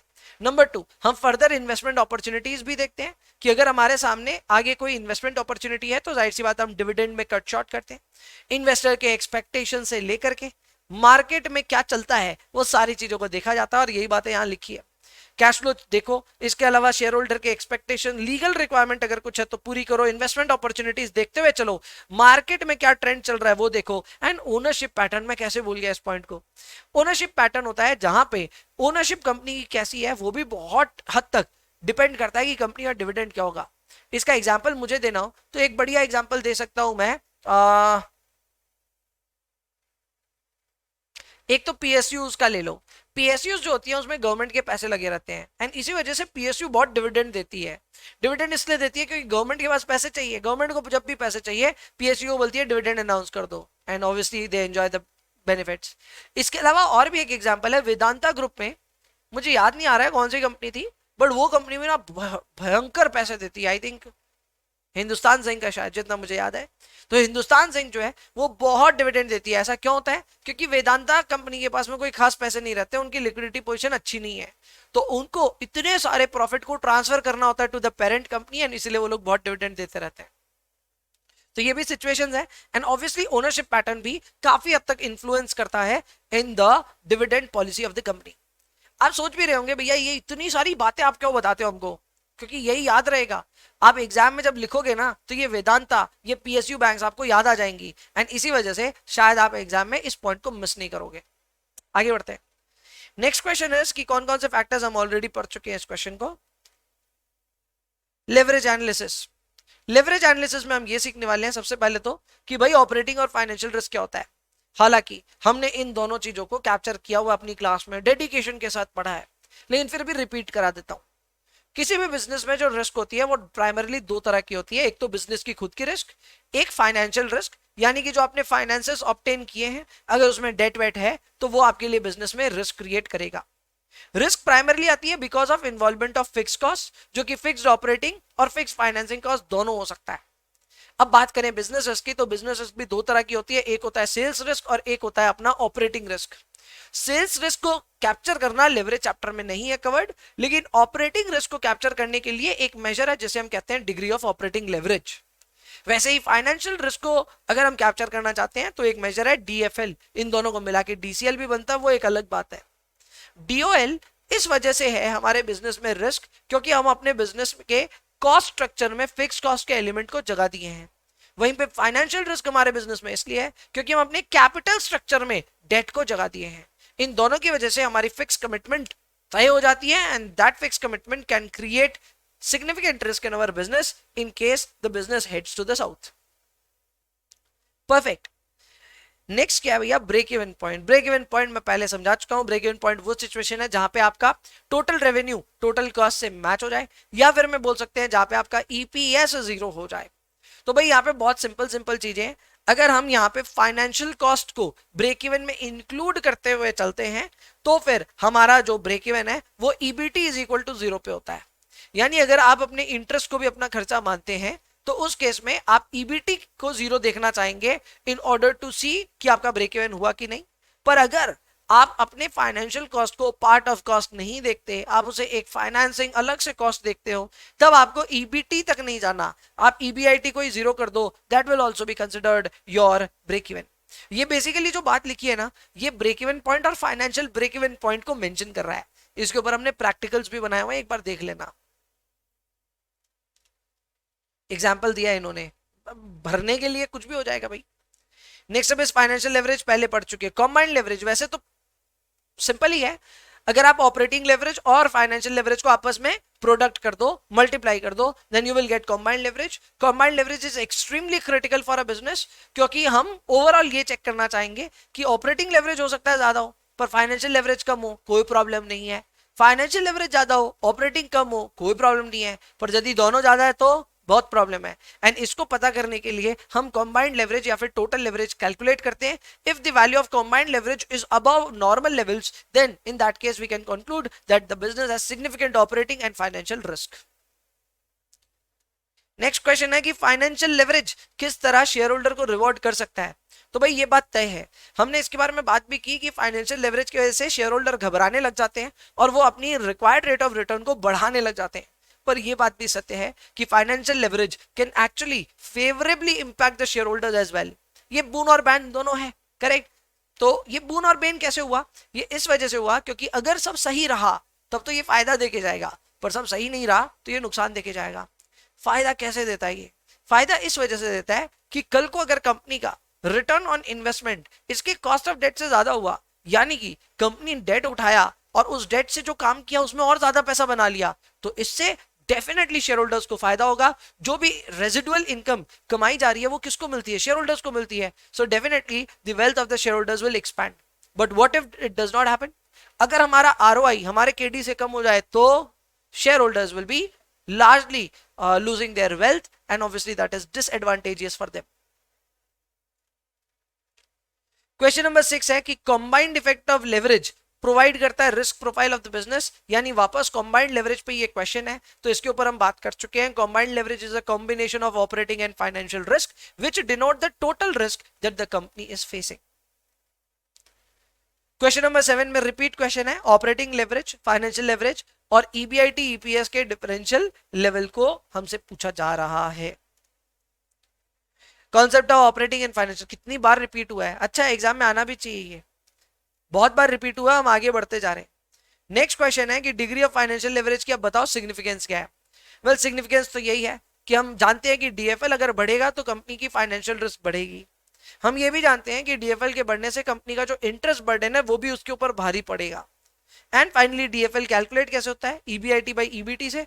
तो इससे भी आपको जो सेंसिटिविटी है टू ईबीटी और मे बी टू ईपीएस वो भी पता चलता है because of the changes in operating income as well. तो काफी हद तक फाइनेंशियल लेवरेज हमारी मदद करता है in order to find out कि हमारे बिजनेस में आगे क्या कोई तकलीफ आने वाली है या फिलहाल ही कोई तकलीफ है। परफेक्ट। फाइनल क्वेश्चन या final actually chapter, this chapter is capital budgeting. एक एक करके सारी चीजें देखेंगे और इसमें सवाल बहुत सिंपल आते हैं। अगर एग्जाम में सवाल आए इस चैप्टर से तो आप समझ लो आपको मुफ्त के नंबर मिलेंगे। क्यों? जैसे कि पहला पॉइंट आता है इंटरनल रेट ऑफ रिटर्न। ये प्रैक्टिकल टॉपिक है जिसको थ्योरेटिकली भी हम लिख सकते हैं। इंटरनल रेट ऑफ रिटर्न वो डिस्काउंट रेट होती है जहां पे आपका present value of cash inflows आपके आउटफ्लो से मैच कर जाता है। आप इसे आपकी कमाई की रेट भी कह सकते हैं। एक प्रोजेक्ट में आप एक्चुअल में कितना कमाए ये पता करना हो तो internal rate of return calculate कर लो। इसके डिसीजन रूल को भी एक्सप्लेन कर देना अगर सवाल आए तो। डिसीजन रूल इसका यही है कि अगर हमारा आईआरआर हमारे कॉस्ट ऑफ कैपिटल से ज्यादा हो गया तो हम प्रोजेक्ट को यस बोलेंगे यानी एक्सेप्ट करेंगे, और अगर हमारा यहाँ पे जो आईआरआर है वो हमारे कॉस्ट ऑफ कैपिटल से कम हो गया तो हम प्रोजेक्ट को रिजेक्ट कर रहे होंगे। What are the main stages in capital budgeting process? Capital budgeting process के जो मेन स्टेजेस है उसमें सारे स्टेप्स याद रखने पड़ेंगे। पहला स्टेप है आइडेंटिफाई करें प्रोजेक्ट को। नंबर 2 ये देखें फंड कितने फंड लगेंगे। नंबर 3 कहां से पैसा आएगा। नंबर 4 ऑब्वियसली 3 में ही एनपीवी कैलकुलेट कर लेना। नंबर 4 में हमको कैसे अपने प्रोजेक्ट को आगे बढ़ाना है उसकी प्लानिंग करना। नंबर 4 प्रोजेक्ट जब बढ़ रहा है तो एग्जीक्यूशन के दौरान कंट्रोल पैरामीटर्स को एस्टैब्लिश करना। एंड फाइनली मॉनिटर करना अपनी overall activity and progress of the project. तो ये 6 पॉइंटर्स हैं जिसका ख्याल रखना है। ये है आपके main stages in capital budgeting process. फिर से रिपीट कर दूं, प्रोजेक्ट को आइडेंटिफाई करना, कैश आउटफ्लोज को प्रोजेक्ट करना, कैश इनफ्लोज को प्रोजेक्ट करते हुए एनपीवी कैलकुलेट कर लेना, इंप्लीमेंट करना प्रोजेक्ट को, कंट्रोल एस्टैब्लिश करना एंड फाइनली मॉनिटर करते रहना अपनी प्रोग्रेस को। एक्सेप्टेंस रूल्स ऑफ आईआरआर हम पहले ही इसको एक्सप्लेन कर चुके हैं। सिंपल सा रूल है, आईआरआर अगर कॉस्ट ऑफ कैपिटल से ज्यादा है तो एक्सेप्ट करेंगे, नहीं तो रिजेक्ट कर देंगे। कैपिटल बजटिंग डिसीजन की जरूरत क्यों है? जरूरत इसलिए है क्योंकि जब भी आप कोई भी एक बड़ा एक्सपेंडिचर करने जाओगे, एक लॉन्ग टर्म एसेट को खरीदने जाओगे, उस समय आपको कैपिटल बजटिंग डिसीजन की जरूरत पड़ेगी। अब जरूरत पड़ती है जब आप एक्सपैंड कर रहे हो, तब जब आप रिप्लेसमेंट कर रहे हो यानी कोई एक चीज के बदले किसी दूसरी चीज को रिप्लेस कर रहे हो तो उस समय भी जरूरत पड़ती है। आप बिजनेस को डाइवर्सिफाई करते हो तो अगेन आप अलग अलग वर्टिकल्स की कॉस्ट बेनिफिट ट्रेड ऑफ करना चाहते हो, वहां पे भी कैपिटल बजटिंग काम आता है। बाई करना है कि लीज पे लेना है, वो भी कैपिटल बजटिंग के अंतर्गत है। और रिसर्च एंड डेवलपमेंट में भी कैपिटल बजटिंग काम आ जाता है। Final question is profitability index. ये आने पे बहुत सिंपल सा है, आप 2-3 चीजें मेंशन कर देना। नंबर 1 इसका फॉर्मूला होता है 1 + NPV divided by initial investment, या फिर PV of cash inflows divided by initial investment. इसको हम बनाते हैं ताकि इससे हमें रैंकिंग का पता चल जाए। कैपिटल रेशनिंग के टाइम पे प्रॉफिटेबिलिटी इंडेक्स का यूसेज काफी सिग्निफिकेंट हो जाता है। बात बाकी पीआई का भी जो डिसीजन रूल है वो भी समझा देना। अगर पीआई 1 से ज्यादा हो जाए तो एक्सेप्ट करते हैं और पीआई 1 से कम हो जाए तो रिजेक्ट कर देते हैं। इतना समझाते ही आपका पीआई का भी थ्योरी कंप्लीट हो जाएगा। एंड आई थिंक यही था, यस यही था, और इसी के बाद में अपनी पूरी थ्योरी हो जाती है कंप्लीट। गोज विदाउट सेइंग, इधर भी अपने को लगभग 1 घंटे 40 मिनट के आसपास लगे, 1.5 घंटे के आसपास में हमने फाइनेंशियल मैनेजमेंट को भी कवर कर लिया। आई होप आपको इसमें पूरा मजा आया होगा, आपने एक एक करके सारी चीजें सुनी है, तो डेफिनेटली एग्जाम में आपको इसका फायदा होगा। गोज विदाउट सेइंग, पहले ही मुझे बोल देना चाहिए था, मैं बार बार भूल जाता हूँ, लेकिन इसके नोट्स डाउनलोड करने के लिए अवेलेबल हैं टेलीग्राम पे भी, जा करके आप हमारे चैनल और कम्युनिटी को ज्वाइन कर सकते हैं। चैनल को सब्सक्राइब नहीं किया तो प्लीज कर लेना, यहां तक देखा तो कर ही लेना, correct. Eight the same time like share जरूर कीजिए और अपने दोस्तों को बताइए अबाउट दीज सेशंस, क्योंकि ये एग्जाम में आपके नंबर बढ़वाने वाले हैं, ठीक है। सो आई होप आपकी थ्योरी की रिक्वायरमेंट हो गई है पूरी। अगर आपको ये दोनों थ्योरी सेशंस अच्छे लगे, प्लीज कमेंट में अच्छी अच्छी बातें छोड़ जाना। I will see you in the next one, किसी और सेशन में। तब तक के लिए bye bye, take care, enjoy yourself please, and please पढ़ाई करते रहिए। Bye bye.